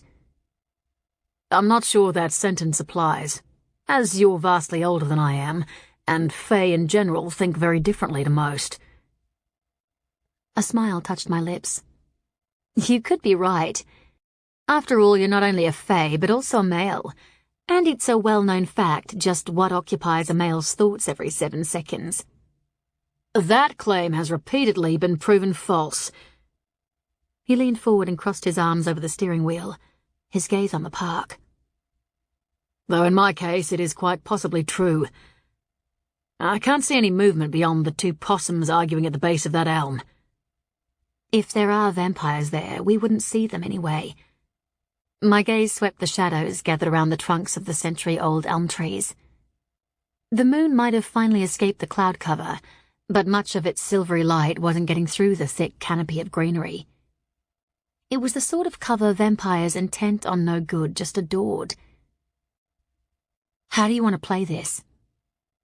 Straight. He reached for the backpack. If Ronaldo has arranged a vampire greeting party, we're better off protecting each other's backs. I glanced at the time. 10 to 3. I guess there's no point in delaying the inevitable. Let's get this over with. I accepted one of the guns and some ammo, then climbed out. As I strapped on the weapon, Jackson slammed his door shut. The sound echoed across the stillness, and the 2 possums scurried up separate trees. Jackson paused beside me. Ready? No, but it's not like we have a choice. I shoved my hands into my pockets, my gaze moving past the bollards that separated the street from the wide path that led directly to the old French fountain. It was a warm beacon of light at the very end of a long arch of tree branches and shadows. No one appeared to be waiting for us, but the stillness now ran with tension, and not all of it was coming from the 2 of us. Someone, or something, was definitely out there. Let's get this show on the road, Jackson murmured, and strode purposely toward the fountain. I hastily caught up with him, my gaze sweeping the surrounding area and looking for some sign of movement. But there was absolutely nothing to indicate there was anything or anyone out of place in the park. Nothing except that gathering wave of tension. Our footsteps echoed across the night. Jackson's, for all his size, far softer than mine. Heat burned across my fingertips, and I clenched my hands tighter, not wanting the glimmer to show through the layers of the coat's pockets. We were about halfway down when energy began to crawl across my skin, its touch foul and dark. Can you feel that? Pain lanced through my brain as I thought it, but it was a warning I ignored. I had no idea what would happen if I kept pushing this developing talent of ours, but right now I had no other option. I couldn't voice the question out loud. I had no desire to inform whoever might be waiting out there that I could feel the caress of their spell. He glanced at me, a frown creasing his forehead and a glimmer of pain gathering in the brightness of his eyes. Feel what? Magic, I thought. It has the same feel as the stuff that was used in Brooklyn. I have no sense of it, but we did theorize that Luke's witch might be a Ronaldo plant. I'd certainly theorized that, but I hadn't realized he'd caught those words. If it is, then we should be protected. We'd be protected, theoretically, because of the spell blockers we'd gotten from Grace Harkwell, the witch who'd asked us to find her missing friends. While said blockers resembled simple, multicolored string necklaces, they'd been designed to counteract any spell created to either restrict our fire or stop my access to the Earth Mother. It had certainly worked brilliantly in Brooklyn. I just had to hope it did so here. But this spell had a stronger feel than that one. The witch had obviously amped things up in an effort to negate a possible repeat of the Brooklyn events. Even if that is the case, it shouldn't affect me, Jackson thought. I'm not a phoenix. No, but your fire is phoenix-sourced, so that may not necessarily be true. He grunted and continued on. The closer we got to the fountain, the stronger the spell became, until it felt like I was walking through a wall of razor blades that tore at my skin and sliced through my brain. Then warmth flared around my neck, and the sensation fled. Grace's charm, once again coming to my aid. I continued to keep a tight leash on my flames, not allowing even the slightest flicker to escape. I'd done exactly the same thing in Brooklyn, so the witch might well be aware of the ploy, especially since he'd ramped up the strength of his magic. I wasn't about to give him any indication that once again it wasn't working. I returned my attention to the gorgeous old fountain ahead, and awareness surged. Someone was there. I could feel them, even if I couldn't see them. As we drew closer, the musical splash of water began to break the silence, but not the tension gathering within me. I clenched my fists tighter, fighting not only my desire to become fire, but the beating pulse of Jackson's heat as well.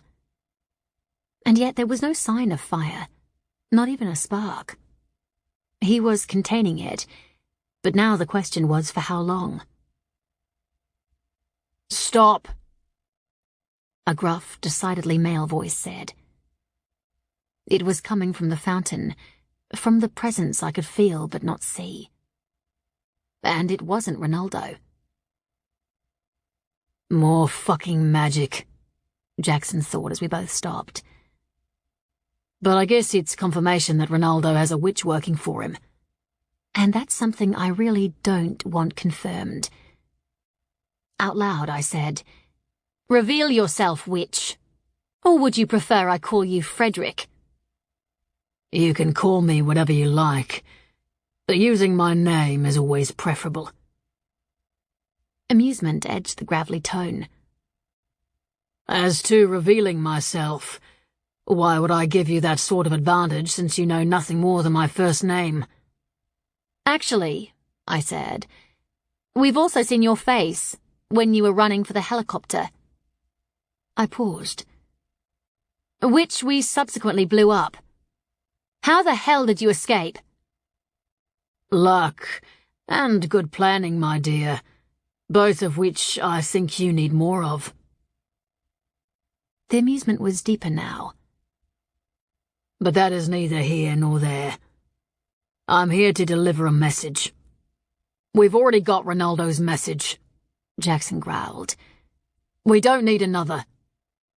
But I'm afraid he begs to differ.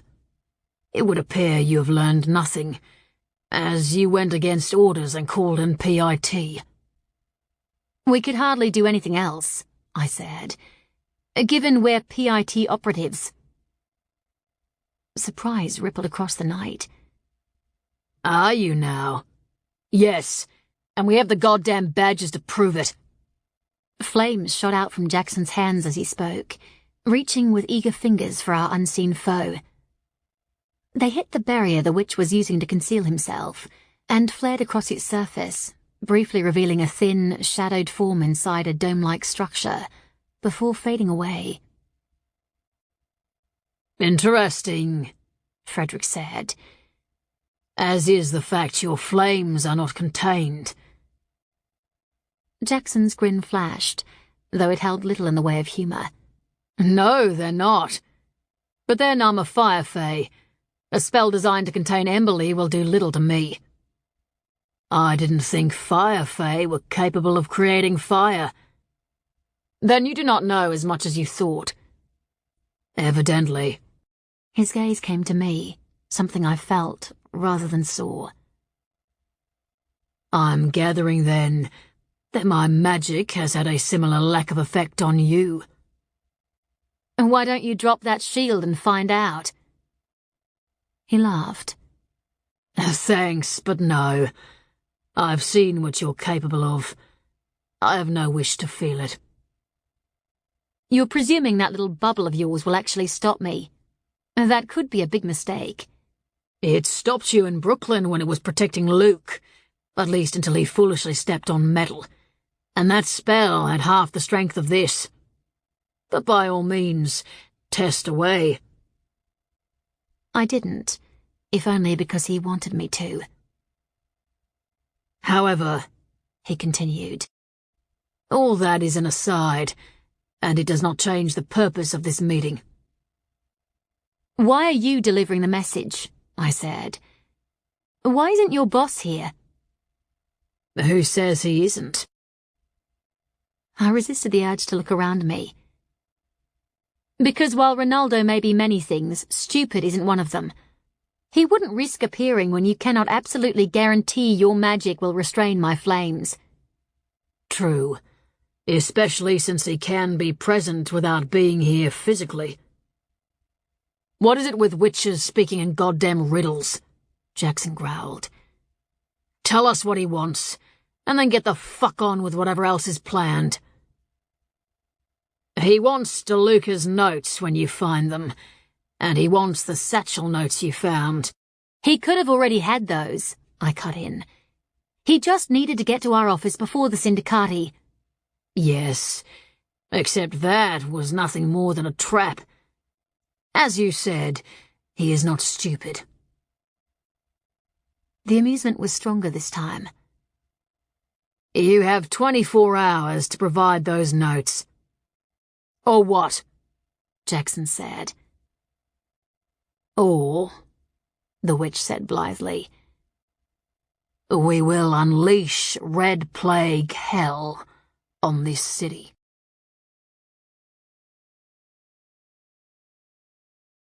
Chapter 3.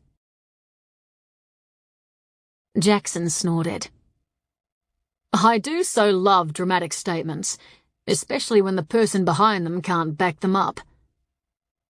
Which is a reasonable enough presumption, given you are not in possession of all the pertinent facts. Once again, Frederick's voice was annoyingly smug. I had to clench my fists against the desire to batter his shield with flame. How about getting to the point if you actually have one? We've got other things we need to be doing. That is indeed true, Frederick said, and then added in a flat tone, we control the cloaks.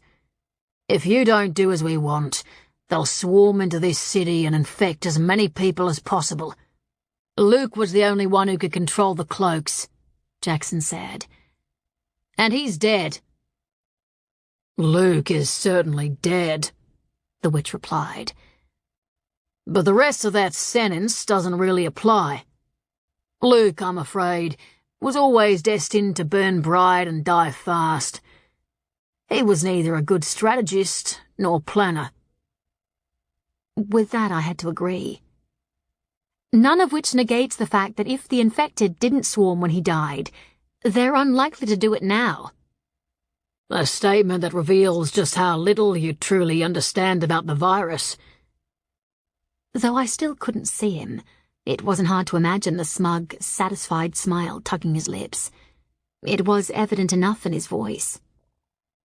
Not all of those infected were of the insane variety. Which still doesn't alter the fact Luke was the only one who could control any of them. You forget there are various levels of infection. Those with the scythe marking on their cheeks would certainly have been either wiped out or reduced to mindless, inoperable flesh. But we're talking about those who retained full brain function, yet remained bound to the world of the hive. He paused, But not, of course, the ones who are infected but not connected, such as the PIT operatives. And how would you know PIT has infected operatives? Jackson asked.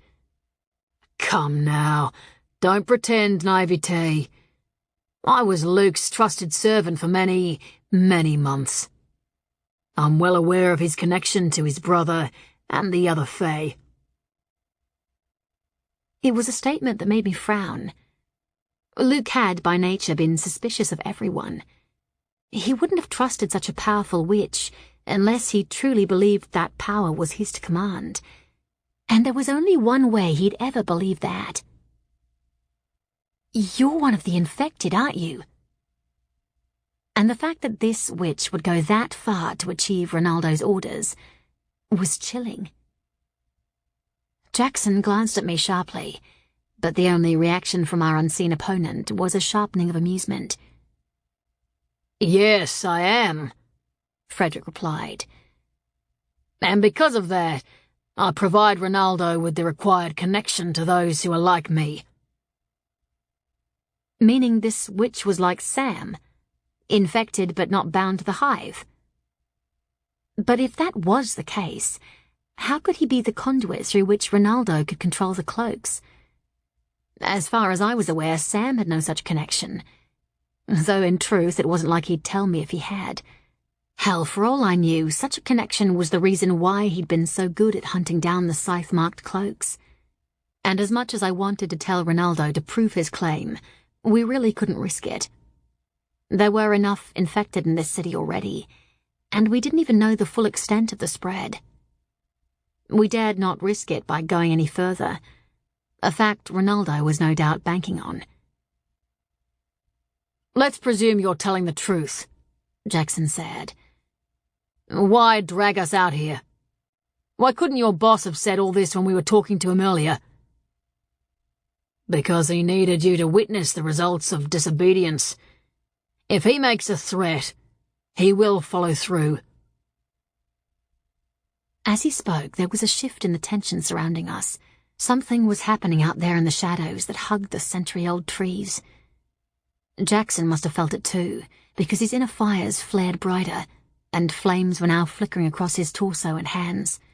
It was tempting to reach out and help him, to dampen his heat and, at the same time, refuel my own. But I resisted. There was really only one way he could find true control, and that was through practice. A message we've got, I said, my voice sharp. So what else does he want? Because it was hardly likely he'd dragged us into the city merely to emphasize his desire for the satchel notes. What he needs, Frederick said, is for you to go into Brooklyn and retrieve some information left there. What sort of information? Jackson asked. Research matter, of course. If there was research in Brooklyn, it could have only one source, the two missing scientists. And I really, really hoped that Ronaldo wasn't now in control of the pair of them. Even if we can retrieve the material, what good will it do you? I'm betting neither you nor Ronaldo will be able to understand it. We have no need to when we control the two men who have been working on finding a cure, or at least a vaccine, for this virus from the beginning. So much for hope. And while I had no idea why Luke had wanted Baltimore and Wilson, given he'd been intent on infecting the world rather than providing a cure, when it came to Ronaldo, I shivered. His intentions were undoubtedly very similar, but he was a far bigger threat than Luke would ever have been. Ronaldo was a calm, cool killer, the type who acted only after plenty of planning and forethought. Luke had a habit of lashing out when angry, and that, in many ways, had led to his downfall. We would not have that sort of break with Ronaldo. If you have the scientists, you don't need anything else, Jackson said, then silently added, and I don't believe the bastard has them. I think it's a bluff. Possibly, But it's not a bluff we can call, I thought. If he has got them, how did he get them out of Brooklyn? The Army and PIT were monitoring all the exits, both before and after the dry moat was created around it. Meaning maybe the research matter he wants isn't the notes, but the scientists themselves. I doubt it. Even if they are there, Ronaldo knows PIT is monitoring our movements. He wouldn't risk the scientists being taken from us. If we wish to start at the beginning yet again, Frederick was saying, that would of course be true, but we don't.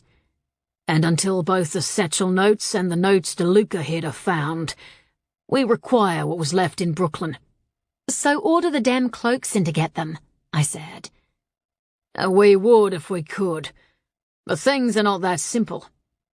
Besides, you forget that PIT has the entire area cordoned off. As have you, I said. Or is that fiery, magic-enhanced wall that covers part of Brooklyn not yours? That dome was created to keep the information secure until retrieval arrangements could be made. There was an odd edge to his voice that had me frowning. You could have used a shield to hide your presence and walked in. So why didn't you? Because it didn't suit us to. Which meant there was something else going on. Something he wasn't about to tell us. Air brushed past my neck, its touch cold and filled with threat. I briefly studied the shadows clinging to the trunks of the old trees, but I still couldn't see anything. I flexed my fingers.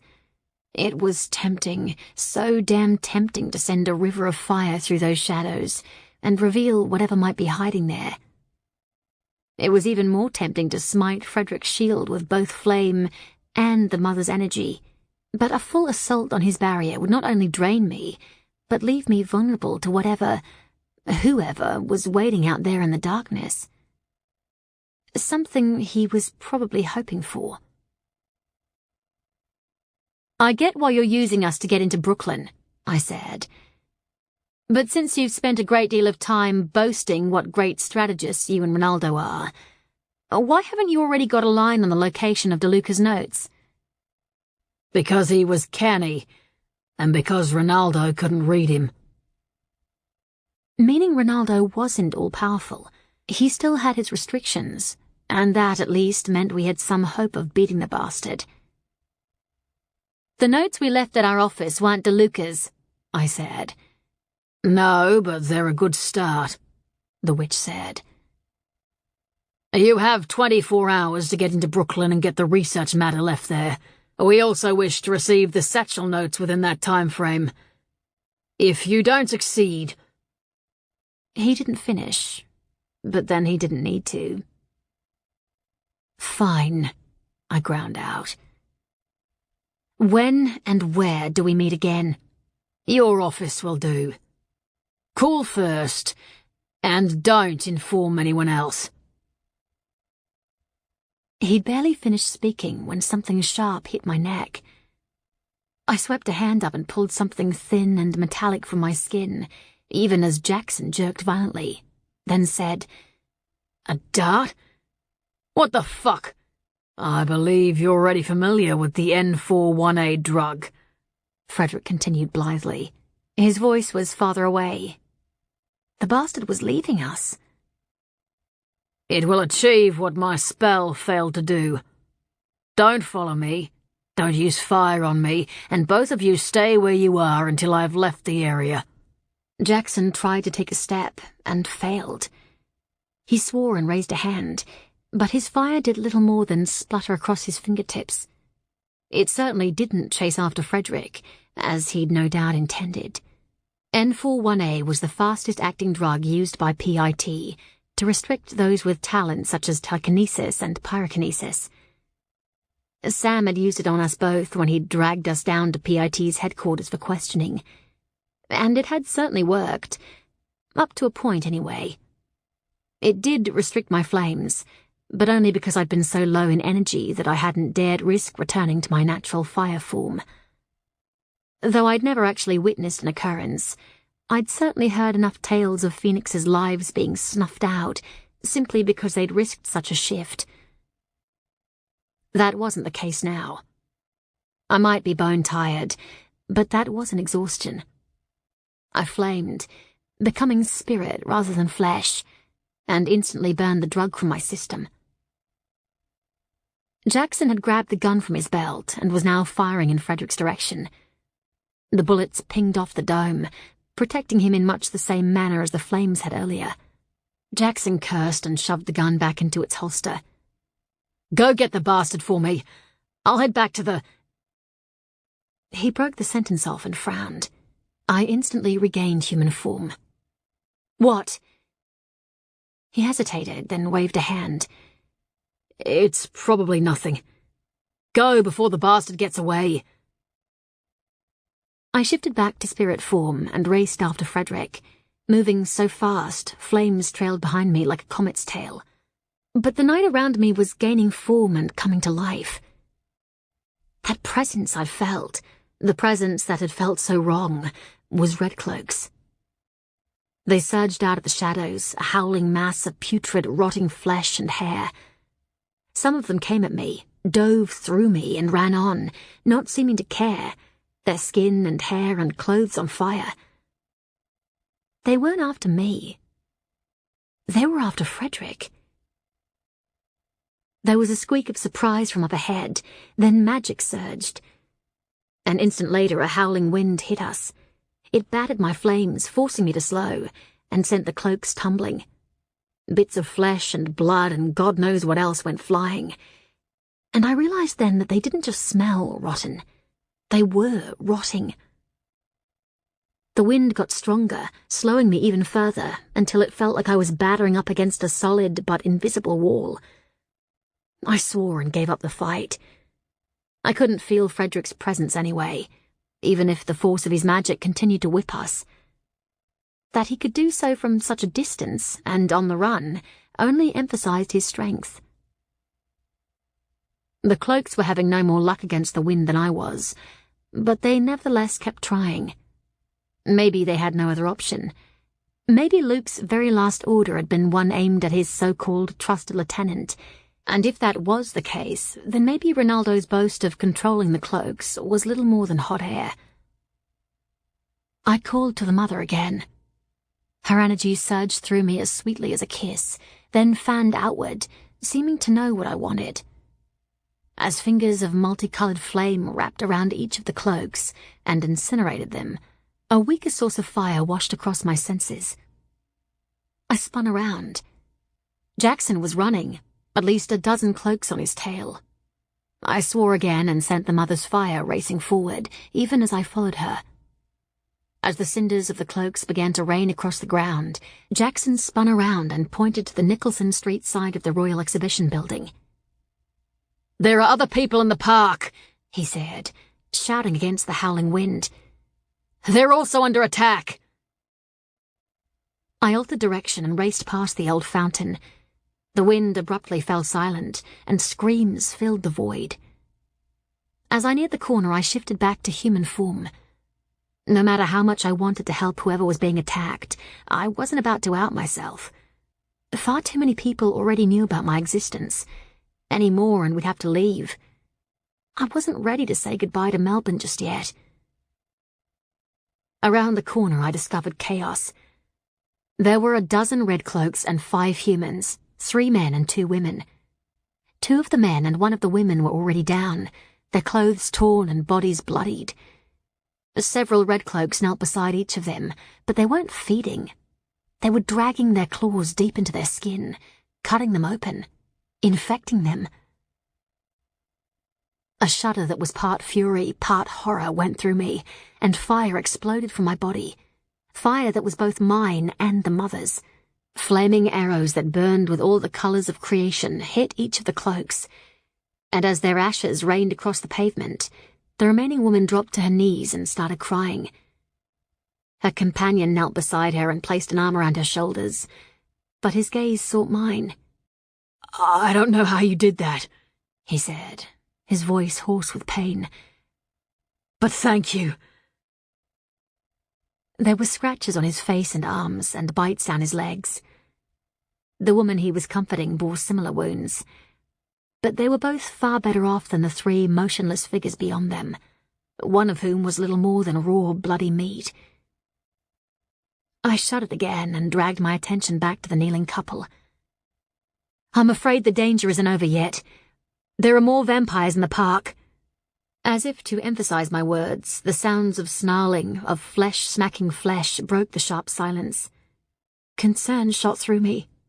Jackson, more than anyone, knew the danger of engaging in hand-to-hand battle with the cloaks. So why the hell was he doing so? The urge to go help him surged, but I resisted. I had to ensure these people were safe first. The man's gaze jumped past me, his expression a mix of pain, fear, and determination. "Then we'd better run." "No," I cut in. PIT would be less than impressed if I allowed freshly infected people to go wandering off. "They've got the park ringed. You both need to shelter in the doorway over there."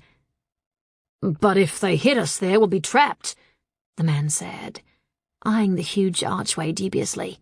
"No, because I'll block it off with a wall of fire they won't get through." The fear in his expression grew stronger, and this time it was aimed at me. "What are you?" "Fire witch," I said shortly.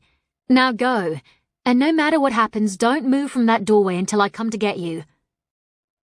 He hesitated, his gaze briefly sweeping me. Then he nodded. "We won't." As the 2 of them rose and staggered over to the doorway, I quickly checked the other 3. One was dead, but the 2 others were still alive. For how much longer was anyone's guess, because there was an awful lot of blood on the ground surrounding them. I dragged my gaze away. The couple had reached the arched doorway, so I called to the mother again and raised the promised barrier. Pain immediately lanced through my brain, and for several seconds the world faded in and out of existence. It was a very clear warning I was being drained to the point of exhaustion. But until we were safe, until the cloaks were dealt with, I had no other option but to continue. I bolted back to help Jackson. As I rounded the corner, I saw him, unhurt and standing. He was holding a silver knife in each hand that gleamed with an almost unearthly fire, and there were 3 bodies at his feet. 6 others prowled around him rather than attacking en masse, which didn't really make sense given they still had the weight of numbers on their side. The thought trailed off as my gaze rested on the scythe-free face of one of his opponents. I'd seen him before. These men weren't cloaks. They were vampires. But not any old vampires. These 9 were from DeLuca's den, and they had sworn to kill us in revenge for their maker's death. Obviously, our statement that we couldn't actually claim that scalp hadn't yet sunk into their thick skulls. One of them spotted me and roared an order to attack. I unleashed more of the mother's fire, and pain hit so hard that I stumbled and fell, sliding for several feet on hands and knees, skinning both before I came to a halt. I didn't move. I couldn't move. I just sucked in air, my whole body shaking with the force of it, fighting the cold lethargy assailing me, fighting the pain and the need to give in, to let go, to heed the siren call of the mother's energy and become one with her. True death lay that way, and it was one from which there would be no coming back. Maybe one day I'd be so tired and worn by this world and the constant lifetimes of heartbreak that I would answer that call and fade away. But I wasn't anywhere near that point just yet. Besides, I needed to get back to Rory, needed to be there for him. A scuff of movement caught my attention, and I looked up. There was sweat in my eyes, and my vision was swimming in and out of focus, but the figure that approached was familiar enough. Jackson. Not the vampires. Not the cloaks. Which was just as well. I had very little fire left, and certainly couldn't have even held a damn gun right then, let alone used it. He dropped down beside me, and it was all I could do not to reach out, to grab all the fire that had been leashed within him by the drug and draw it into my body. "But that's exactly what you need to do," he said, placing one hand over mine. "You're close to the edge of fading. Hell, you are fading. You need fire, Em, and right now. I'm your only source." I didn't move, didn't take. But his fingers were molten against the ice of mine, and they felt so damn good. I licked my dry lips and somehow said, "I could kill you." "I'll stop you before it ever gets that far." No, he wouldn't. He couldn't. Not if I got lost in the rapture of feeding, and that was a distinct possibility when I was so close to the edge. "We can't. Not here. Too dangerous." "The cloaks are gone. The vampires are either unconscious or dead, and there's no one else around other than the people you saved. You have to do this, Em. Trust me, please." There was a hint of desperation in his voice, and that, more than anything, smashed through my reluctance. I had to be closer to fading than I realized if he was that worried. "Fine." I entwined my fingers in his, an action that left my whole body shaking. I was close, so damn close. I clenched his fingers tighter, feeling the pulse of his heat and life against my skin, so warm and tempting. I took a shuddery breath and somehow said, "But if I start draining too much from you, hit me." "I would never." I raised my gaze to his. "It'll break my concentration if I slip into a feeding rapture, and it might be your only chance of survival." He absorbed the information with barely a flicker of emotion. "Fine. Now feed." I closed my eyes, drew in another shuddery breath, then opened the floodgates and sucked in his fire. It was a molten river, rich with life and caring, and it washed through every part of me, chasing the ice from my veins and the weakness from my limbs. And oh, it felt good. So, so good. That rapture loomed altogether too fast. But as I reached the point of no return, something within me said, "Enough." With a grunt of effort, I loosened my grip on his hand and thrust myself away from him. For several minutes I didn't move. I simply lay on the ground, staring up at the night sky as I gulped in air, and fought the need to reach out and finish what I'd started. "That," Jackson said, his voice soft and edged with an oddly husky note, "was totally not what I'd been expecting." I looked at him. His eyes burned with desire, and he was practically radiating lust. I blinked, caught between surprise and amusement. "You got off on that? My God, you have no idea how much." He shook his head, disbelief evident. "It felt as if I were communing with my element, drawing in a sense of strength and belonging. It felt amazing."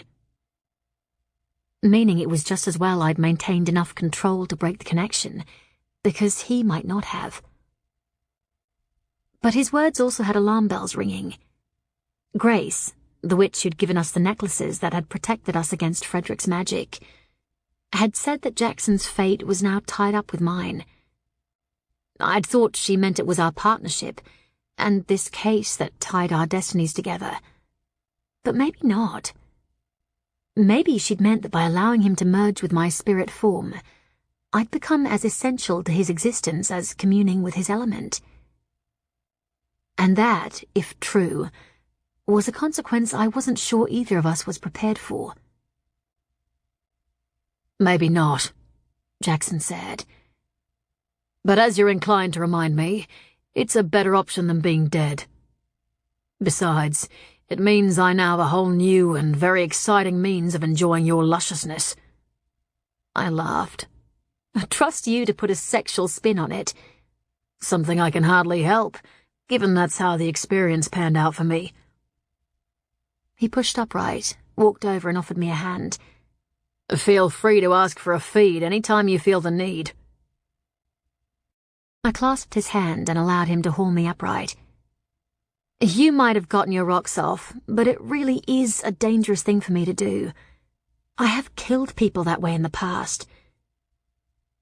I might have done so under attack, as a last-ditch effort to save myself, but that was beside the point. I'd drained life from people before, and I'd undoubtedly do it again, especially if my reserves got too low and the rapture too great to ignore. It was fierce enough this time, I know, because I felt it. He brushed a sweaty strand of hair from my eyes, his touch gentle. But you didn't. Maybe this connection between us means you can't. Maybe in sharing your life force you really have made me something more than a dark fae, but something less than a phoenix. That's a whole lot of maybes, and far too many to contemplate now. Not when there was still so much to do, and people to save. I stepped away from his touch. We need to call PIT and get some of their medics here. The inspector is not going to be happy to learn the cloaks remain a threat. He pulled his phone out of his pocket. Especially if Ronaldo really is in control of them. I don't think he is. Or at least he wasn't in charge of this lot. They were chasing after Frederick, and Ronaldo certainly wouldn't have ordered that. I think the attack on us was an afterthought, Jackson snorted. If that's true, how the hell did they get out of Brooklyn? We destroyed all their exit points, remember? Brooklyn might have been Luke's main base, but he had at least one pocket of cloaks stashed in a sewer junction under the city. Remember? A fact we'd become aware of when we were hunting for Grace's missing coven friends. We'd not only found them far too late to save their lives, but had almost fallen afoul of the trap Luke and his not-so-tame witch had waiting for us there. And if he had one such bolt hole, what's to say there aren't more? The fact that he would have had to find an inconspicuous way of feeding them. Jackson brought up the inspector's number, then hit the call button. There were a hell of a lot of bones and bodies in that sewer tunnel, remember? He couldn't feed multiple locations without someone realizing the neighborhood was missing not only all of its animal life, but many of its homeless too. I didn't reply as he began speaking to the inspector. Instead, I turned and made my way back to the people I'd saved. The wall of fire I'd created would have disappeared the minute my strength failed. But the couple I'd rescued was still there, crouched down in the shadows of the large old doors. Relief crossed both their faces when they saw me. The man rose, one hand tucked under his companion's elbow to help her up. Is it done? Are we safe? I nodded. We've called in medics. They'll be here in... I hesitated and glanced at Jackson. Though he wasn't looking at me, he nevertheless held up a hand, fingers spread. 5 minutes. Which was damn fast. But maybe the inspector had ordered units on standby, just in case we needed help. And she'd undoubtedly want to contain this situation as fast as possible. Are our friends... The woman's voice trailed off. I glanced over at them. That pool of blood was even bigger than before, but at least one of them still appeared to be breathing. I'm a doctor, the man said. I might be able to help them. I hesitated and then nodded. In truth, there was nothing he could do to save them now, even if he did manage to keep them alive. The cloaks that had infected them were the mad kind, and that meant that, whether they lived or died, the three would become one of them. Death of the victim didn't stop the progress of the virus, because the virus had been born out of experiments to uncover what made vampires all but immortal. They might not have uncovered that, but they'd obviously come close enough, since the Crimson Death virus turned its victims in much the same manner as sharing the blood of a master vampire made mortals turn into vampires upon death. But that was news PIT could break to them. I stood beside the woman, comforting her as best I could, as the doctor did his utmost to save his remaining companion. PIT operatives appeared a few minutes later. One of them, a tall, slightly chubby-looking man with dark hair, approached me, and recognition stirred. He'd been one of the 2 men the inspector had sent to collect Jackson's blood sample. Brad Harvey, he said, saving me the embarrassment of not remembering his name. Nice to see you again, Miss Pearson. A shame it couldn't be under better circumstances. Yes. I hesitated. Has the inspector told you what happened? His gaze swept the young woman I was half supporting. She did indeed. The threat has been neutralized.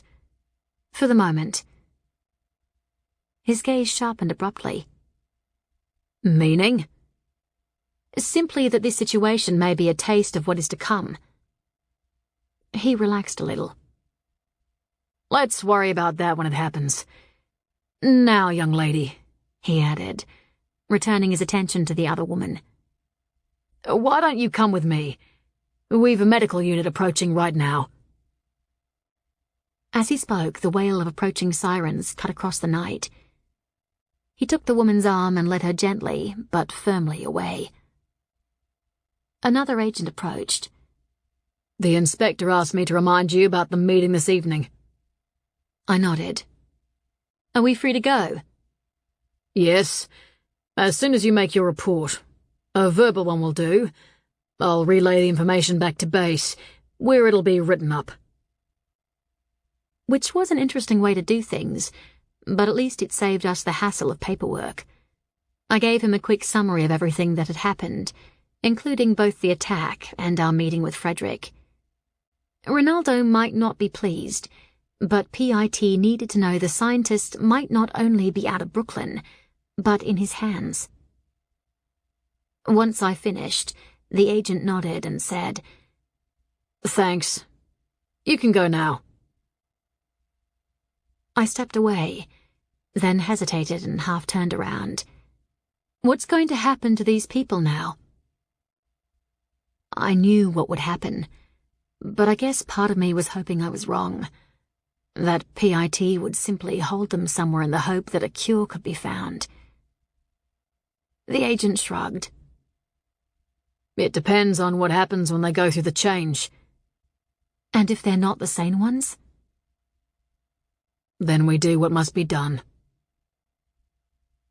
His soft voice held little in the way of emotion, but I guess that was to be expected since he'd probably dealt with this sort of situation many times over. When you are fighting a war, there will always be civilian casualties. It can't be helped, no matter what we might otherwise wish. It wasn't a war yet, I wanted to say. But the truth was we were certainly on the brink of one. Because if this virus got out of control, then it would be as much a battle for supremacy and survival as any of the world wars. I nodded and walked away. Jackson was standing guard over 2 of DeLuca's Get. Both had been stripped, gagged, and roughly bound with their own clothes. They were also furious, if their attempts to get free and their muffled curses were anything to go by. Jackson stepped back as one jackknifed toward him. Then he calmly placed a boot on the other side of the vampire's head and held him still. "Where are the others?" I asked, looking around. You cindered 5, and the remaining 3 have been hauled off by PIT. They're coming back for these 2. As he spoke, 2 men appeared out of the shadows. They gave Jackson a nod of thanks, hauled the vampires upright, and marched them out of the gardens. "And we," Jackson said, tucking my arm through his, "can now go." "Good, because I seriously need to sleep right now." "You're not the only one," he replied heavily. It was a silent drive home. We stopped briefly at McDonald's in Seymour to move the van and drop off the phone PIT had given us, then continued on. Dawn was beginning to unfurl pink and gold fingers across the night sky by the time we reached the cabin. I bounded up the steps with more energy than I really had, and quickly unlocked the door. Rory didn't look up or greet me, but only because he was still fast asleep by the fire. But he must have been awake sometime during the night, because there were protein bar wrappers scattered around him. The relief that hit me was so fierce that my knees threatened to give way. Jackson stopped behind me and lightly touched my elbow, providing support. "You're letting all the heat out, you know. And while I happen to think that wouldn't be a bad thing, given this place feels like a sauna, I'm thinking it's deliberate." "You're right. It is." I forced my tired legs into action and walked over to Rory. He must have felt my presence because he muttered something and reached for me. I caught his hand and let his fingers wrap around mine. I felt the urgency to connect, to renew, jump from his flesh to mine. "How is he?" Jackson headed for the bathroom, stripping off as he did. On the road to recovery, and already feeling much stronger. "You can take the bed if you'd like. I'll lie here next to Rory in the fire." "I'll grab a shower first." He hesitated, a grin flashing. "And I'd better make it a very cold one, since the prospect of loving is very far away on the horizon for me right now." Meaning, I suspected, he'd sensed Rory's need for me. It made me again wonder just what exactly I'd done when we'd briefly become one.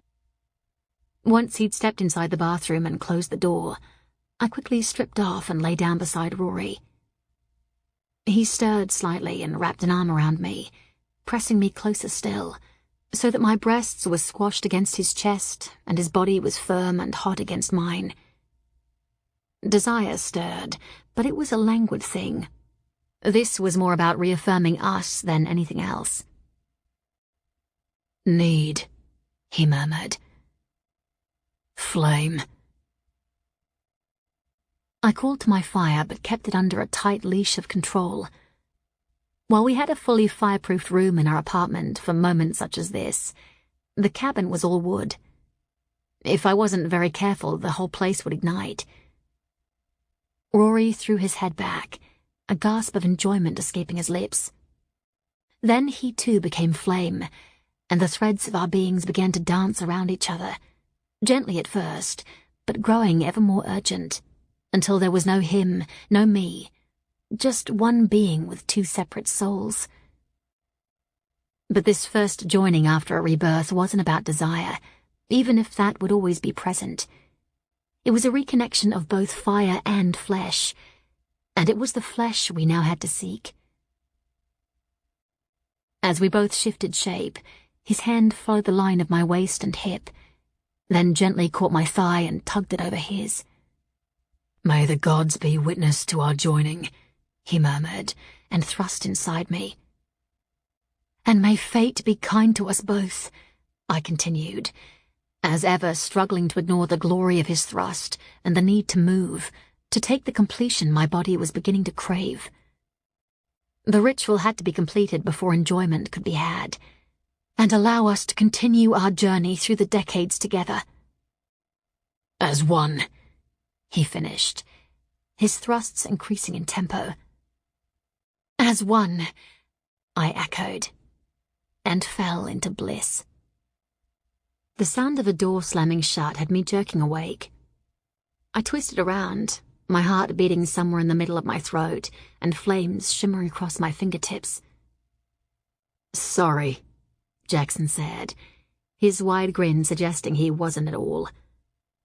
"I needed pizza, and you need to get your lazy, but rather delightful ass up and ready." "Ready?" I stretched to ease some of the kinks out of my body. Sleeping on the floor was all well and good for youngsters, but I'd grown used to comfort. "Soft is what you are," Rory murmured. "And did someone mention pizza?" "That would be me," Jackson said. "Do you want it served, or are you feeling strong enough to join us at the table?" "I'll attempt the latter." He paused and lightly slapped my rump. "If a certain redhead would move her lovely but lazy ass." I snorted, rolled to my feet and walked over to my bag. "I'm going to have a shower. I'll leave you two to catch up. But leave me some pizza, or there will be hell to pay." "Bossy, isn't she?" Jackson commented. If you didn't realize that by the time you invited her to become a partner in your business, you've only yourself to blame, Rory commented. I closed the door on their banter and stepped under the shower, letting it run for a very long time over my skin, in an effort to wash away all the terror, fury, and helplessness of the last few days. By the time I'd finished and had gotten dressed, a good half hour had passed. I was beginning to think you'd fallen down the plug hole, Jackson commented. Part of me wished I could. I glanced at Rory. He was looking a whole lot stronger, even if tiredness was still evident in the way he was holding himself. Did Jackson update you on last night's events? He did. I can't say I'm all that happy about the two of you venturing into Brooklyn alone. We won't be alone, Jackson said before I could. You can bet PIT operatives will be along for the ride. He rose and walked across to the microwave, hitting the reheat button before moving across to the kettle. A few minutes later, he placed a plate of pizza and a large mug of green tea in front of me, and then sat back down. I think I love you. I picked up the nearest slice of pizza and bit into it, and almost groaned in delight. Damn, it was good. Which would be a shameful waste of your emotions, Jackson said, amusement dancing about his lips. I waved a hand. Consider yourself appreciated, then. I'd appreciate your appreciation in a more tactile form, he replied, his amusement growing. Please, Rory said. Flirt on your own time. We have a serious discussion happening here, remember? I wrinkled my nose at him and picked up another slice of pizza. Considering we have no idea what the cloaks might be doing in Brooklyn, do you really think PIT will risk sending people in with us? Especially when they were already stretched to the breaking point. I don't think the inspector will have any other option, Jackson said. The government will want answers after the events there, and they'll probably force military expertise on her. But PIT, not the military, has governance over matters that deal with non-humans. Yes, but we're dealing with a virus that has the potential to become a plague if not contained, Jackson said. The government will undoubtedly want to ensure it doesn't move beyond Brooklyn. And yet by sending in the military, they're risking the exact opposite. You'd have to presume they'll be given orders to shoot the shit out of anything that moves. If that was the case, then it was just as well most of the criminal element, as well as the homeless who had once called that place home, had abandoned it long ago. Or those who weren't already infected had anyway. The inspector didn't mention the military when I spoke to her. Why would she? Jackson asked. We're only associates. I know, but... I paused and shrugged. The reality was they could call in whomever they liked, and there wasn't a damn thing we could do about it, even if we did think it was the stupidest idea ever. Rory yawned hugely, then waved a hand in apology. Sorry, it's not the company, although the circular conversation is getting a little tiresome. I flicked the crusty edge of pizza at him. He batted it sideways, and it hit Jackson bang on the nose. Charming. He picked up the offending bit of crust and put it on his plate. We'll have to move soon if we want to arrive on time. My amusement faded as my gaze went to Rory. Do you need anything before we leave? Other than sleep, and for you to return safely, no. And why am I not included in that wish for a safe return? Jackson's offended expression was somewhat offset by the amusement in his eyes. Rory leaned across the table and patted his hand comfortingly. When you become essential to my existence, you will. That may yet be a possibility, you know. Jackson rose and glanced my way. I'll meet you out in the car. He grabbed his coat and headed out. Rory raised his eyebrows. What did he mean by that? Long story, but it seems you were right when you said that in merging spirits, I might have made him more one of us than a dark fae. I hesitated and half shrugged. It's very possible that his life force is somehow linked to mine. And if that's the case, then he's also linked to you. Just as well I like the bastard then. He touched my cheek lightly. Don't worry about it. And be careful out there. And you be careful here. I rose, dropped a kiss on the top of his head, and followed Jackson outside. It took us close to 80 minutes to get to Brooklyn. 2 police officers waved us down as we approached the one remaining road in and out of the area.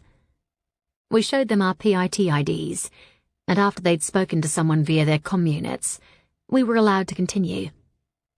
Half a dozen black vehicles, which seemed to be the colour choice for PIT, lined one side of the blocked and guarded entrance.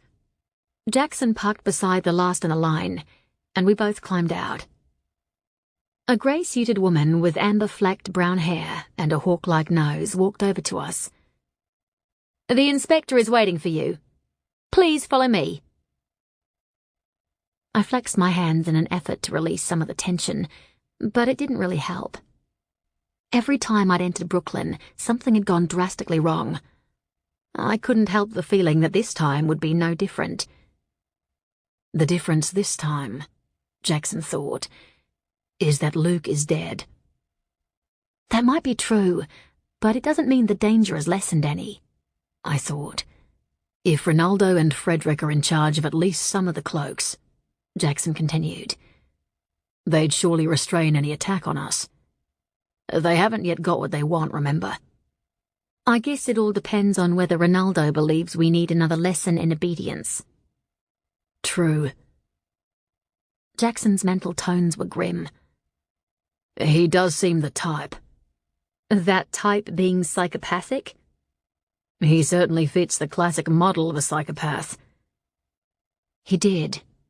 But he was also an old vampire, and as vampires aged, they tended to lose their more human emotions, which basically meant we were dealing with one twisted and very dangerous individual. Lucky us.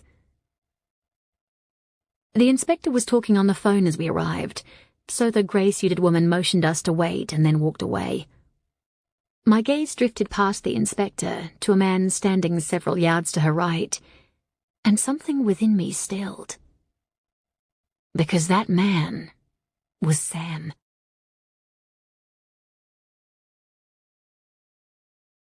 Chapter 4. "What are you doing here?" The question came out before I could stop it. An all-too-brief smile touched his mouth and creased the corners of his vivid blue eyes, and my stupid heart did its usual little dance. "It's nice to see you again, too." His voice was cool rather than cold, reserved but not unwelcoming, both of which were a definite improvement from how he'd talked to me when I'd first stepped back into his life. "No, I mean—" I stopped briefly, my gaze sweeping his length. The moon's pale gleam lent his short, close-cropped black hair a bluish shine, and somehow emphasized the leanness of his athletic frame. There was little evidence of the wounds that had almost taken his life, although given he was fully clothed and wearing a bulletproof vest, that was hardly surprising. "The last time I saw you, your chest had been ripped open by the skin runes." "The knife you used to kill them didn't exactly help either, even if it did save my life." There was the faintest hint of amusement in his expression, but this faded as his gaze moved past me, and he added, "Miller." "Turner," Jackson replied in the same remote tone.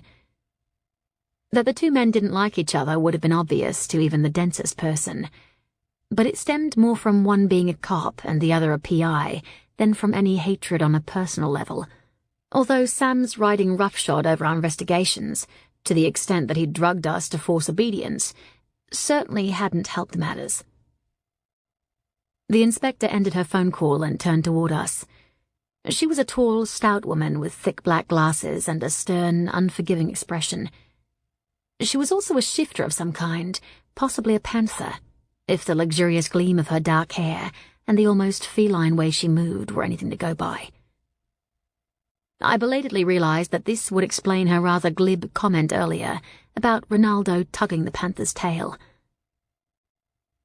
I'm afraid the situation in Brooklyn has become somewhat more difficult, she said. I crossed my arms and tried to ignore the chill that ran down my spine. In what way? Military specialists have been called in. Her expression gave little away, but it was pretty obvious she was less than happy about this development, and that she was complying with it only because she had very little choice in the matter. What kind of specialists?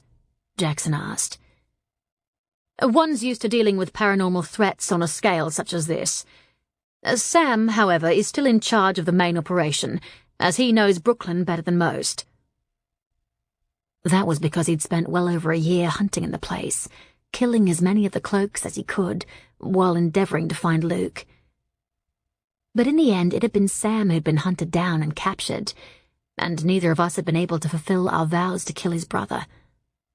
That honor had gone to whoever had been behind the long-range rifle that had blown his head apart, and for the first time it made me wonder what information he might have given us. Was it just the location of the scientist the shooter had been trying to keep secret, or was there more? Knowing the area probably won't help him get into the protected zone. Thankfully, the tension and fear stirring inside me weren't evident in my voice. In fact, it's possible even I won't be able to get in. Which was an unlikely event, considering Ronaldo wanted us to retrieve whatever research materials might have been left behind. We're aware of that, the inspector said. We still have to try. I like the use of the royal we in that sentence. Jackson's mental tone was wry. It's not like the inspector is actually going in herself. I think she would if she thought she'd be of any use, I thought. The inspector might be a desk jockey now, but I suspected she'd been a very active and successful field agent in her younger years. She had that air about her. Is the military fully aware of what we might be confronted with in there? Yes. Her tone was clipped. They know a dangerous virus is being contained within the area, and that we are seeking 2 missing scientists. Which was the truth as far as it went, but not the entire story. But I could certainly understand the inspector, and the government itself, withholding information. News of an uncontrolled virus outbreak would cause problems aplenty if it became mainstream news. But if anyone ever got wind of just how bad this particular virus was, there'd be widespread panic. What about the cloaks? Jackson said. Any that appear will be shot on sight. The military have been kitted out in full Kevlar gear, as will you two. She frowned. We've been monitoring the entire area for the last 3 days, though, and there has been absolutely no movement, either above ground or below. It makes me wonder if the cloaks are still there. All their exits were destroyed, Jackson said. Where else could they be? That is a question you will undoubtedly be able to answer once you get in and discover what, exactly, is going on behind that shield of magic and fire. I, for one, would be happy not to get an answer. I was really over being attacked by all and sundry. What have you told the military about us? A slight smile touched her lips. That you're a powerful fire witch. Jackson is a fire fae, and you're both consultants for PIT. It was a plausible enough story, especially given the number of people who seemed to believe that was exactly what I was. And it was one that would offer me some protection from questions, should I need to either call the mother or use fire. The military are currently sweeping the fire-free sections of Brooklyn. They have orders to erase any cloaks they happen upon. She continued. Your task is, as I've already said, to uncover what is going on in that no-go zone. Dead easy. Jackson's tone was dry. So why are we still standing here? Amusement lurked around the corners of the inspector's mouth. She made a motion with her hand, and in a matter of minutes, we were wearing Kevlar vests and were fully kitted up with weapons, comm units, and cameras. I know none of you actually need any of this, but it would raise awkward questions if you and the military were not similarly kitted out. Has the military struck any problems or been attacked yet? No. The place is as silent as a grave. All sorts of warnings went off in my mind. Every time I'd gone into Brooklyn, I'd been attacked. And while Ronaldo might now claim to rule them all, something within me doubted it, especially given the demonstration in the gardens. Meaning, Sam said, we need to get in there before the hornet's nest is stirred up. He spun and led the way across the remaining access road. The silence immediately closed in around us, and the acrid scent of smoke and decay began to fill every breath. Underneath those foul scents ran the biting edge of magic. But there was something else here, something that had the hairs along the back of my neck rising. It was the sense of expectation. I really didn't want to discover who or what it was coming from. I increased my pace and moved up beside Sam. This might well be a trap. He glanced at me briefly, his expression giving little away. I don't think there's any might about it. I doubt it's the cloaks waiting for us, Jackson said. Regular fire does kill them, even if it takes a little longer. Surely not even they are stupid enough to stand immobile while their flesh burns. It probably depends on what, if any, orders Luke gave them before he died. There was just the slightest edge to Sam's tone, one that spoke of sorrow and regret. He might have wanted Luke dead, but in the end they'd been brothers, and some part of him still mourned the loss. And remember, the cloaks with the scythe don't appear to be capable of autonomous thought, so if there were no orders, they might well be immobilized. Given what happened in the Carlton Gardens... Jackson paused. You were advised of that, weren't you? A slight smile touched Sam's lips. I'm still lead investigator, so yes, I was. Just why are you still lead investigator? I asked. You should by all rights still be in the hospital. Those runes did a hell of a lot of damage. His gaze came to mine. Something dark and dangerous flared in his eyes. But it was anger and frustration, maybe even regret, that stung the air. Had I still been human, I undoubtedly would be. Meaning the virus had gifted him with fast healing. I guess that, at least, was something good to have come from the infection, even if it was outweighed by all the bad. I pulled my gaze away from his and skimmed the lonely street. The buildings seemed more decayed than ever before. Wind keened through shattered windows and rattled loose roof sheeting and broken doors. But nothing else stirred in this place. Nothing other than the ever-present plastic bags that pirouetted down the street anyway.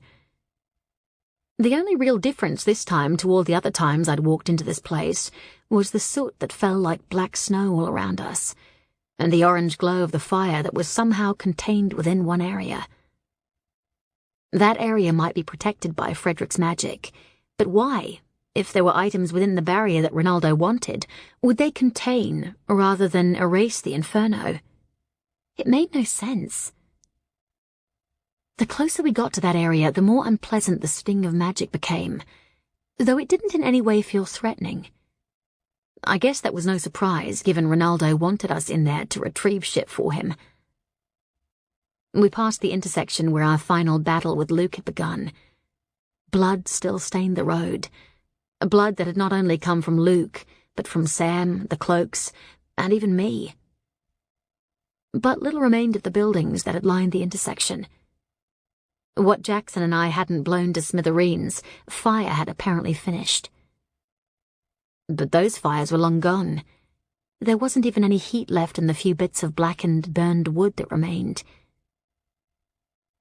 The night began to take on a deeper orange glow, but there were no plumes of smoke rising to blot out the stars, and the air was filled with not only the stink of death and decay, but also magic. It felt like thousands of tiny gnats were tearing at my skin, and it was a goddamn wonder blood wasn't being drawn. We turned down another street. At the far end was an almost sheer wall of concrete and metal, and recognition stirred. I'd been here before. My gaze darted to the side street on the right just before the barrier. That was where I'd first confronted Luke. Though he'd been protected from my flames by a barrier of magic, it hadn't saved him from bullets. Rory's shot, however, had only winged him. The bastard had fled into a nearby building, which I'd subsequently brought down on top of him. But he'd escaped that too. At least death had eventually caught up with him. Now we just had to pray she caught up with Ronaldo and his witch. I'm thinking Ronaldo is far cannier than Luke ever was, Jackson thought. Undoubtedly. But he will make a mistake eventually, I thought. Then let's hope we're around to both see and capitalize on it.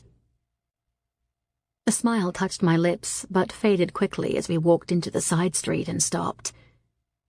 The fire was now a sheer wall of dancing orange-yellow flames that rose high above us, and yet the heat that rolled across my skin held none of the fierceness it should have. In fact, the only thing that seared was the closeness of the magic that was somehow containing it. I rubbed my arms and eyed the street warily. It wasn't very long, and was dominated by the huge pile of rubble that had once been a building.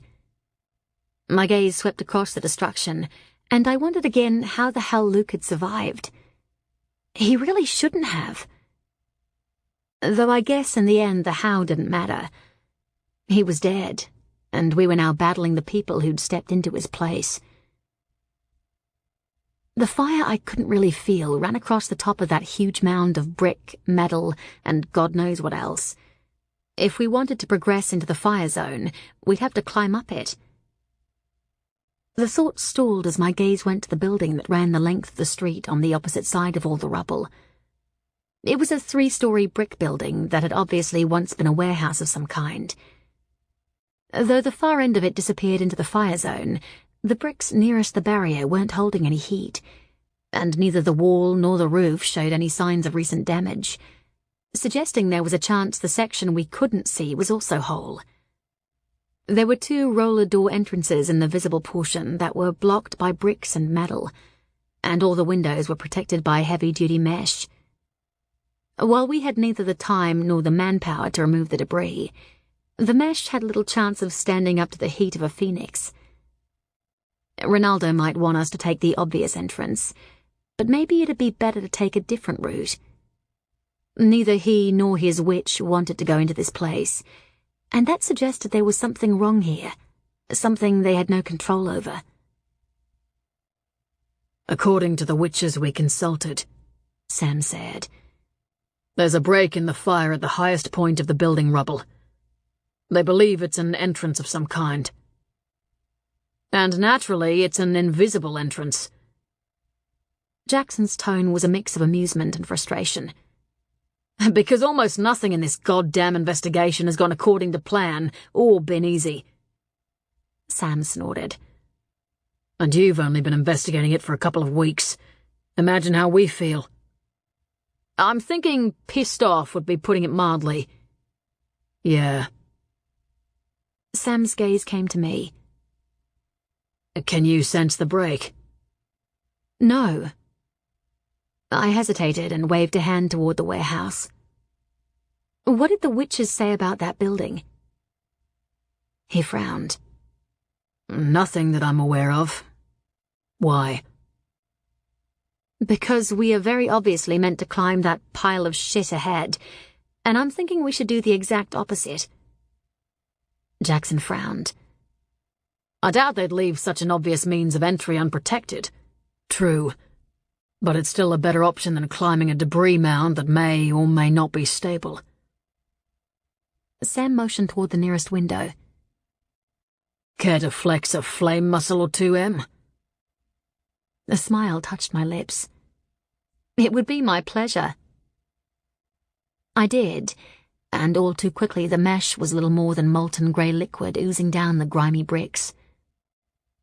Sam unclipped the small flashlight from his belt and walked over. The powerful beam parted the shadows that dominated the building's interior, revealing the broken remnants of walls and a sea of hanging wiring and lights. "There's no life in the immediate vicinity," he said. "But plenty of the dead, if that smell is anything to go by," Jackson muttered. "I wonder if this was one of the feeding areas for the Red Cloaks." "Feeding areas?" Sam's question was somewhat remote. His attention was still on the building's interior. "Luke was using animals of various kinds to feed his army, a fact we discovered when we tried to rescue the 3 witches he'd kidnapped," Jackson said. "And it strikes me as odd that there was no outcry, given the number of animals that must have gone missing over the past year or so." "Vampires can go a fair amount of time before the need for blood becomes all-consuming," I said. "If it's the same for the cloaks, then the disappearances could have been spread out." "It is the same for the infected." Sam's voice was clipped. "And people did notice. We just managed to keep it out of the mainstream press. PIT seems to be doing a lot of that lately. And yes," Jackson added, "I know you have no real choice." I sidestepped the puddle of metal and stopped beside the 2 men. My arm brushed Sam's, and awareness surged again. This time it was an all-too-brief flicker that contained far more heat than the flames that towered above us. Rather surprisingly, he made no attempt to pull away. Maybe almost dying for a second time had mellowed him somewhat. And maybe tomorrow vampires would fly. I peered into the gloom. Beyond the wall remnants and the gently swinging fittings and wires, there was little else to see but rubbish. There certainly weren't any bones or bodies. If the building was another of Luke's feeding areas, then it was happening in another portion of the structure. I doubted it, though. The smell might be potent, but it still wasn't strong enough for the source to be anywhere close. "I can't sense any additional magic," I said. "But given the strength of the main spell, I might not. Are you familiar with the building's layout?" "I've been here once or twice." Sam handed me the flashlight, then grabbed the windowsill and very quickly hauled himself up and into the building. Dust bloomed as he landed, a choking cloud of black that briefly snatched him from sight. "You're next."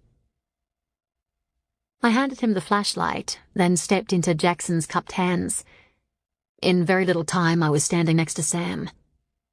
Jackson joined us a heartbeat later. "This way." Sam moved forward cautiously.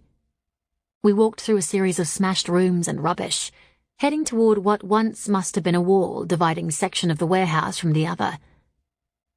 There were 2 doorways, one into the shell of an office, the other into a hallway.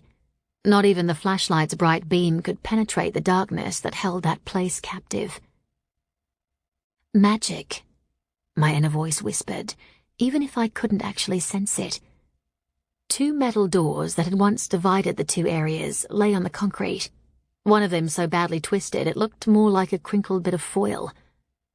The other was blackened and covered in rubbish. Sam skirted them both and stepped into the gloom. I half expected him to disappear, but nothing happened. There was little in the way of sound, and the only thing moving besides the 3 of us was a stirring breeze, which was weird when we were so close to the fire zone. Considering the height and strength of those flames, we should have at least heard their roar. Though there was no immediate threat, Sam unclipped his weapon in readiness. Heat instantly touched the air, a brief but bright flash of orange that lit the darkness. That flash came from Jackson rather than the nearby wall of fire. He took a deep, steadying breath and gave me a tight smile. "I'm okay," he thought. "I know," I thought. And a flash of light was infinitely better than a burst of flames.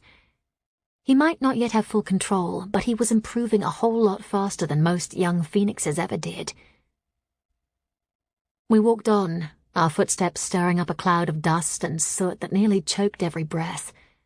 The flashlight still wasn't having much luck against the almost impregnable darkness, but Sam nevertheless seemed to know where he was going.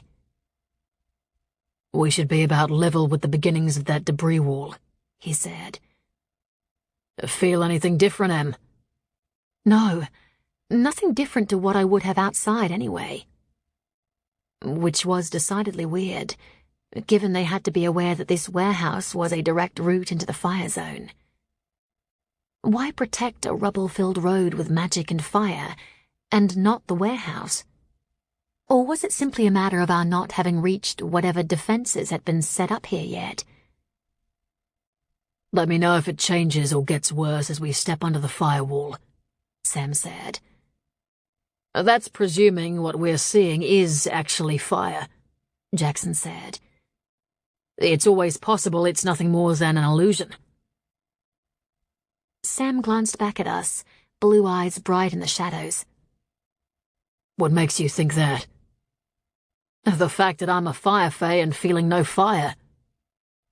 He glanced at me. "What about you?" There is a fire ahead, but it's nowhere near as strong as it should be. He grunted. "Meaning it's being enhanced to look worse than it is." "I guess we'll find out why soon enough." Sam returned his attention to the corridor. "We should be near the magical demarcation zone." As he spoke, the shadows closed in around us, becoming thicker, heavier. The flashlight's gleam became little more than a glimmer, and I couldn't see Sam's back, even though he was close enough to reach out and touch. The magic burned so fiercely across my skin now that my entire body shuddered under its force, and sweat trickled down my spine. Had I been this close to a real fire, I could have sucked in the force of the flames and used the energy to fight the sensations. But while there definitely was fire somewhere in the zoned-off area up ahead, the rearing wall of flame that dominated this section of Brooklyn was little more than a subterfuge. Jackson lightly touched my spine, and heat leapt from his flesh to mine. I resisted the temptation to draw it even deeper, to fuel my nerves and my strength with his fire, and stepped away from his touch. You need to keep your heat to yourself, especially since we have no idea what we're about to walk into, I thought. I'm barely keeping a lid on the inner flames, he thought. Sharing is helping me as much as... The sentence was abruptly cut off. Turner, stop! Why? Sam's voice was curt, but more from tension than anything else. There's movement up ahead. I'm not sensing any kind of heartbeat, Sam said. So whatever it is, it isn't human. That's not exactly a comforting thought, I said. Not given that the witch has already used hellhounds against us. Sam glanced at me, something I felt rather than saw. Hellhounds actually exist?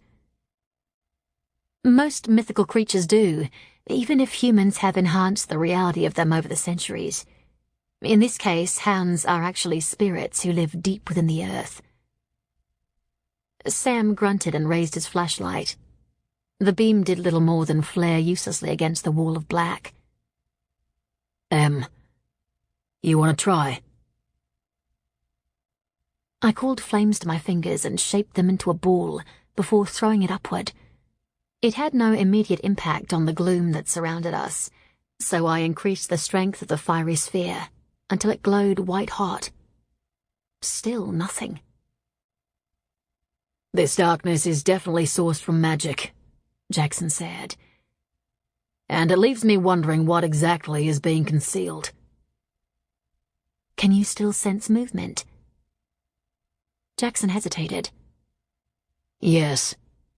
Just. Then let's try my other party trick, I said, and called to the mother. She answered instantly, rushing through me in a wave of power that briefly made my skin glow white-hot, then rolled outward in a wave. Whatever the spell was, it had no counter to the mother's power. The heavy blanket peeled away from her touch, and the source of Jackson's movement was revealed. It was rats. Hundreds and hundreds of rats.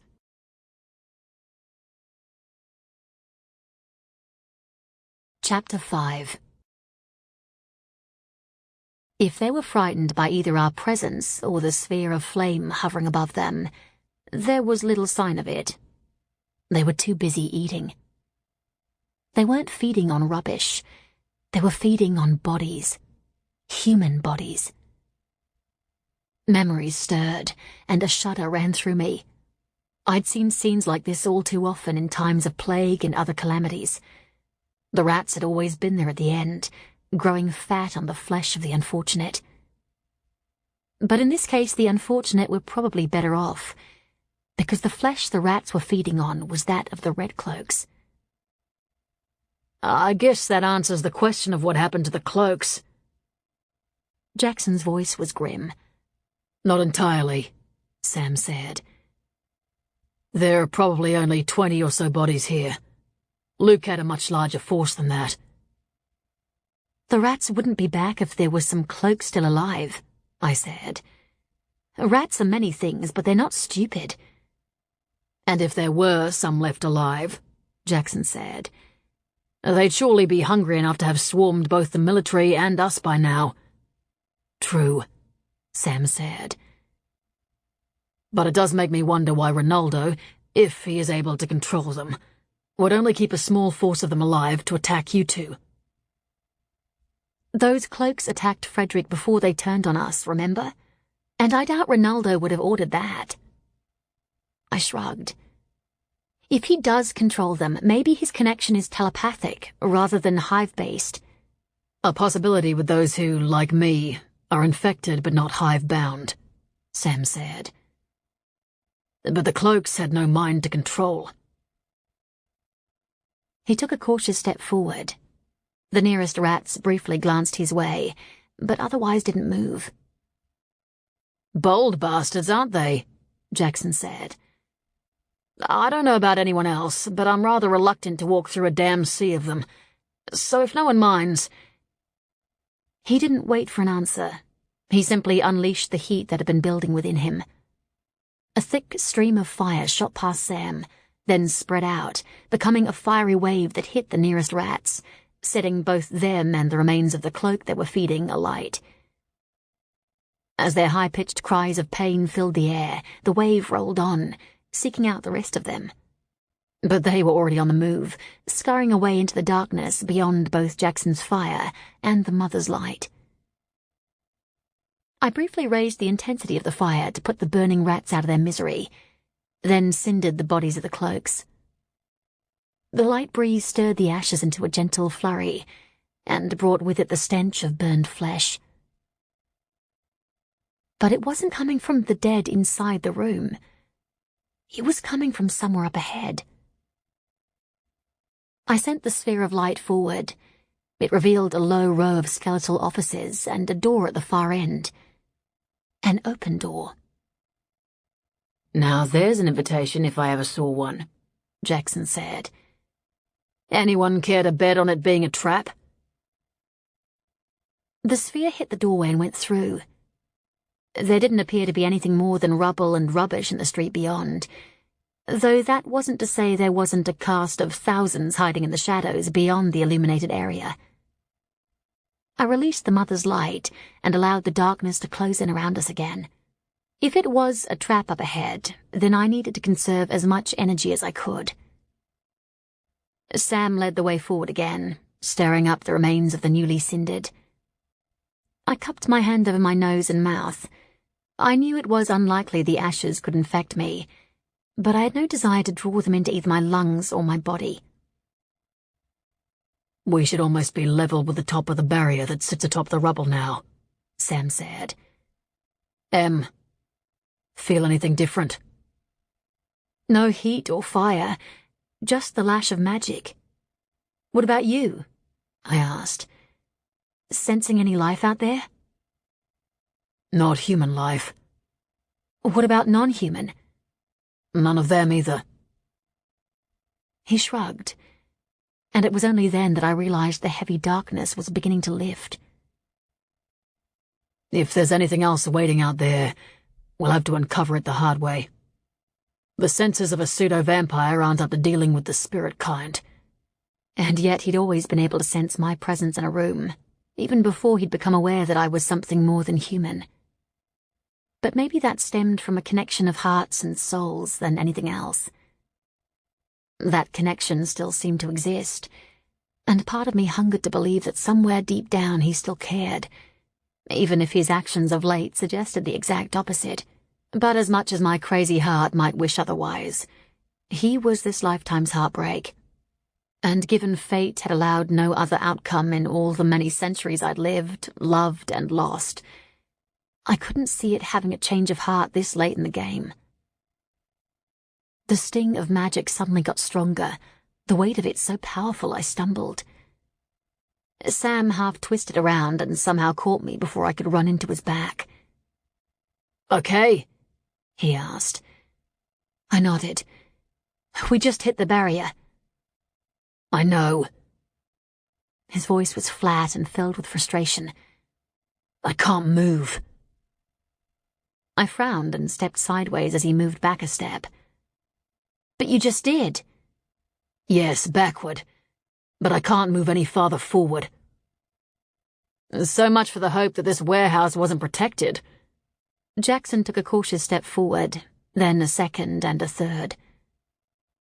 Interesting that the barrier stops you and not me. That's because Ronaldo wants us in there. I took several cautious steps forward until I was level with Jackson. The weight of magic lifted so abruptly I almost stumbled again. He what? Sam's voice was sharp. Why? I swung around in surprise, eyebrows raised. I thought you read our report. I did, but that wasn't in it. His annoyance burned the air. What does Ronaldo want you to retrieve? Research matter. What that actually means, I have no idea. Meaning he has the scientists? My confusion deepened. Yes, and I certainly did mention that. Well, it wasn't in the damn report. Then maybe the agent who took the report simply forgot to add it. Rogers never forgets. Well, I'm not sure what's going on, but I'm not fucking lying, Sam, whatever you might believe. I'm not saying you are. I snorted. Maybe not verbally. Jackson cleared his throat. We can argue about it later. Right now, we need to keep moving. Sam released a frustrated breath. Indeed. I'll monitor the situation from here. Keep the mics open and the cameras on. Why? I bit back. It's not like anyone can come running if we get into trouble. True. But we nevertheless need to know what's going on in there. Sam's voice was every bit as sharp as mine. We will send people in there once the witches manage to breach the barrier. It'd be nice not to send them in blind. But it's perfectly fine to send us in blind. Which wasn't fair, but sometimes annoyance got the better of common sense. If I had any choice in the matter, I'd gladly swap positions, he growled. So cut the crap, Em, and just go. And be careful, both of you. I opened my mouth to reply, then thought better of it and simply swung around and strode toward the open door. Jackson drew a gun as we neared it. I simply flexed my fingers. Sparks spiraled through the darkness. What do you think? He thought. He paused to the left of the door. My gaze skimmed what I could see of the street. There were shapes out there, shapes that vaguely resembled human bodies. More dead cloaks, no doubt. And the dead could hardly hurt us. And yet, that vague sense of unease was growing, which hardly made sense, given it was unlikely Ronaldo would have set a trap for us. Not when he wanted us to retrieve whatever information the scientists had left behind. I think there's a reason Ronaldo and his pet witch didn't come in here themselves, I thought. And I believe we might just be about to uncover it. Can you see anything more than dead cloaks? Sense anything more? No, not even magic. I took a deep, calming breath. I'll go left, you go right. On 3. I raised a hand and began the countdown. As my last finger dropped, we moved as one. He headed left and high. I went right and low. Nothing happened. The street was empty of life, but it was not empty of death. There had to be at least 50 cloaks between this side of the road and the other, all of them in various states of decay. The stench was incredible. Ronaldo didn't do this. Jackson's nose wrinkled with distaste. He might be a strong telepath, but even he wouldn't be capable of such mass destruction. And I can't see any sort of evidence of bullet wounds. No. I stopped beside him and surveyed the street. The fiery dome that arched high above us cast a weird, almost surreal light over the entire area. There was fire here, but it was some distance away, and the force of it was fading. Whatever fuel had been feeding, it was running low. I doubted it would last much longer. The remains of the building I'd brought down partially blocked the street to my right, but beyond it I could see a number of run-down 2- and 3-story buildings. The street itself was a dead end, however, thanks to the high wall of metal and old building material that now blocked it. It was a similar story to our left. Luke had obviously wanted this area isolated from the rest of Brooklyn, which possibly meant this had been the heart of his hive. Was this where he'd kept the scientists? DeLuca had denied it, but that didn't mean anything, especially given we'd been sent in to retrieve their research material. Frederick had been part of Luke's plans for a while now, so he'd have at least some idea of what was, and wasn't, going on in the area. My gaze stopped on the building directly opposite. Even though it was coated in ash and grime, it was in far better shape than any of the other buildings in the area. There was little sign of the decay and destruction that blighted the rest of them. The double-glass entranceway was whole and open. We were very obviously meant to go that way. There was even a vague path through the mass of decaying cloaks. I'm not liking the feel of this. Though Jackson's voice was soft, it seemed to echo across the silence. Something stirred in response. Or maybe that was simply my fear, projecting forward. I flexed my fingers again, sending sparks spinning like fireflies into the night. Shall we take the obvious path, or go sideways again?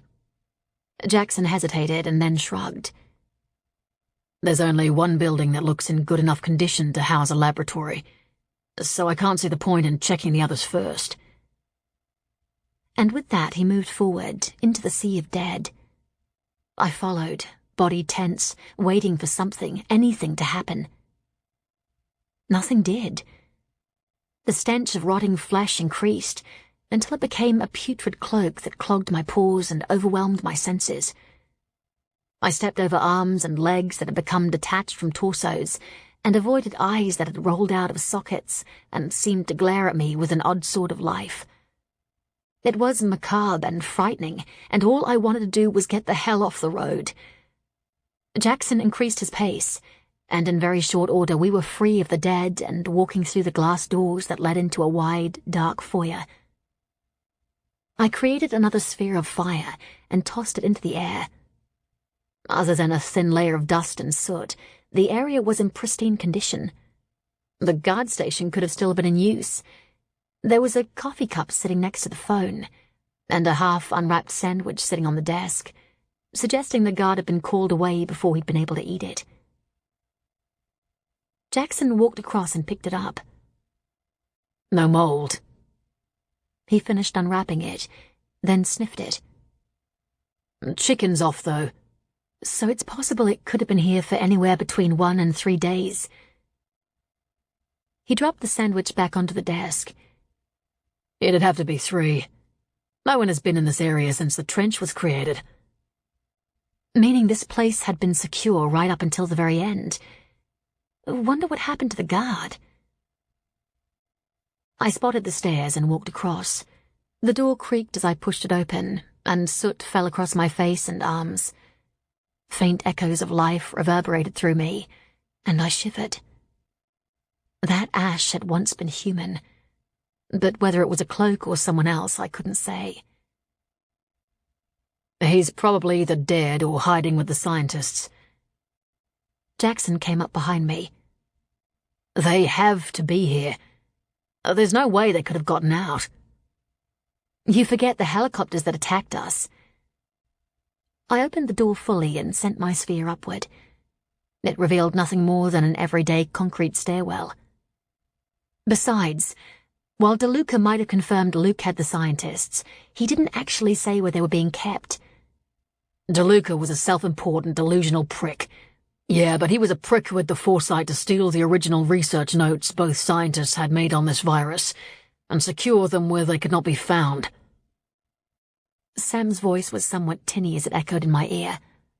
How about less conjecture on the dead and more details on the current situation? I began to climb the stairs. Why? Aren't the cameras working? Randomly. There seems to be some sort of interference. So do you want me to go back and intimately describe the foyer and the dead sandwich? Jackson's voice was bland. No, I do not. Stop being an ass, Miller. I grinned. We've found the stairwell and are heading up to the first floor. The building has 6 floors. Not sure if there's a basement. Is the building you're in directly opposite the one I'm in? Yes. I reached the entrance to the first floor and carefully opened the door. The light from my sphere fanned out, illuminating several doors immediately opposite. I'll bring up the floor plans. They might help. And they might not. But I refrained from saying that and stepped into the corridor. It stretched to either side of us and had a series of doors running off it. I'll go left, you go right. Jackson nodded, his expression somewhat distracted. A heartbeat later, a sphere of light appeared in front of him, though it was larger and more volatile looking than mine. He flashed me a rather pleased grin. I think I'm getting the hang of this. Meet you around the other side. I headed left, providing a running commentary as I checked each room. Jackson was doing the same. Most of them were empty, without even cobwebs or dust. The lack of webs was decidedly odd if the rooms had been abandoned for some time. Daddy Longlegs, at the very least, should have taken up residence by now. At the far end of the long hall, I found a room filled with filing cabinets. I quickly checked them, but all were empty. I rounded the corner. There were no offices, just a short corridor that led to the other side of the building. I repeated the process there, and the result was the same. Nothing. Jackson cautiously opened the stairwell door and sent his sphere in. The next level is blocked. I ducked under his arm and peered up. The flickering light of his fireball gleamed off a mix of concrete and metal. I can probably blast it, but I doubt it's worth the effort. Sam, do both sets of stairs have exits onto the second floor? Yes. The building initially belonged to a bio-skincare manufacturer, but in more recent years was used by a couple of dope kings. The cops busted their operation about 3 years ago. According to the information I have, there are smaller labs on the second floor, but the main base of operations was on the third. Meaning Luke simply made use of what was already here. I glanced at Jackson. It might also explain the blockage. It's easier to control one exit than 2. But hardly necessary since he controlled the entire area. Luke wasn't the trusting type. I swung around and led the way back to the other stairwell. The 2 spheres bobbed along several feet in front of us, their flickering light lending warmth to the cold white walls. But then liars and cheats rarely are. So why would he trust Frederick, even after he'd infected him? I shrugged, pushed the stairwell door open and directed my sphere upward. Once again, there was no indication that anything untoward waited on the next floor.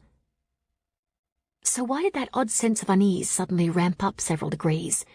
What did that innate part of me that sent me dreams of death sense that I could neither see nor hear? I climbed the steps warily, one hand on the railing and the other clenched against the fire, pressing against my fingertips. When we reached the next landing, I paused and carefully scanned the door. There didn't seem to be any alarm or tripwire connected to it, and I couldn't feel any sort of magic. Yet the feeling that something was very off was growing. I glanced at Jackson. "Can you sense anything in there?" "No, but just in case." He drew a gun. "Ready?" I nodded and flexed my fingers. He flung the door open with so much force it slammed back against the wall and sent concrete dust flying. The crash echoed, a forlorn sound that spoke of emptiness. Nothing jumped out at us. Nothing moved, not even rats, if there were indeed any here. I sent the sphere in and flared it brighter. The darkness lifted, revealing a corridor directly opposite that ran the entire length of the building. 4 doors led off it, 2 on this side, 2 on the other. I reported this to Sam, then glanced at Jackson. "Shall we split again?" He shook his head. "Not with the bad vibes I'm getting." I raised my eyebrows. "You are?" "And you're not?" He snorted. "Intuition aside, we're right in the heart of the enemy's territory. Said enemy might be dead, but I have no doubt he left a surprise or 2 behind." "Said surprise," Sam cut in. "Might have just activated. The door between the warehouse I'm in and the road beyond just slammed shut." "Are you picking up any sign of movement?" I asked. "Has the military been attacked?" "We're still catching interference on the cameras and monitoring equipment, so I can't answer the first question, but the military reports no sign of life as yet."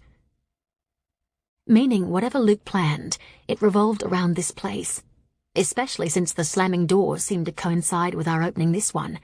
"Well, no matter what the bastard has planned, there's little point in hanging about in this stairwell."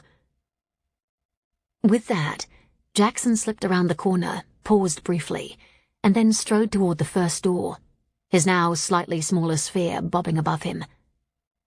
I followed, keeping to the right side of the building, every sense alert as the thick sense of wrongness increased, and my skin crawled. Jackson stopped at the first door and glanced at me. "Ready?" I pressed my back against the wall and nodded. The 2 spheres hovering between us sent firefly-bright sparks spinning through the shadows. Jackson sent the door crashing backward again. As the walls shuddered under the impact, I sent my sphere into the room and flared it brighter, potentially blinding anyone who might have been waiting in there. No sound. No response. We went in as one. The large room was filled with all sorts of laboratory equipment, some of which was familiar, some not. "Computer," Jackson said, walking to the left. "Looks brand new." I started opening the various drawers and cabinets that lined the walls. The power was cut ages ago, so there must be a generator around somewhere. "If there is, it currently isn't on." "Maybe it ran out of juice. It has been 3 days since Luke died." The cupboards held little more than chemicals and lab paraphernalia. Other than the lone laptop, there was nothing that could be used to jot down equations, not even a whiteboard. It couldn't have been a lab Professor Baltimore, one of the lead scientists working on a cure for the virus, and whose murder had gotten me involved in the whole mess, had worked in. He'd been an old-fashioned kind of guy who'd preferred to make his initial notes on paper. I doubted being infected would have changed the habits of a lifetime, not when Luke needed him to be one of the saner cloaks. A muddled, empty mind would not have given him the cure he was seeking, if, indeed, that was what he'd been after. Luke hadn't actually been playing with a full deck mentally, so who actually knew? Which didn't mean the lab couldn't have belonged to Professor Wilson, the other lead scientist who'd been infected and brought under Luke's control.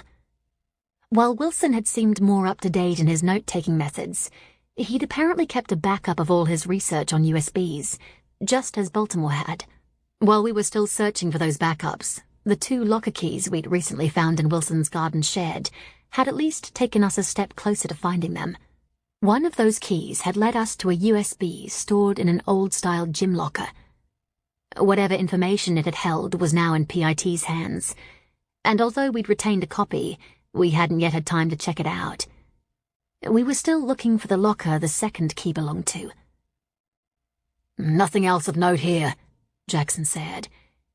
"It doesn't actually look as if the lab has been used much." "Check the rest of them," Sam said. "There has to be something more, if only because Ronaldo wanted you two to retrieve it." "He might just want the laptop," I said. Jackson glanced at me. "He could have taken that when he took the scientists." "That's presuming he has the scientists," Sam said. "There's no proof that either of them are even alive."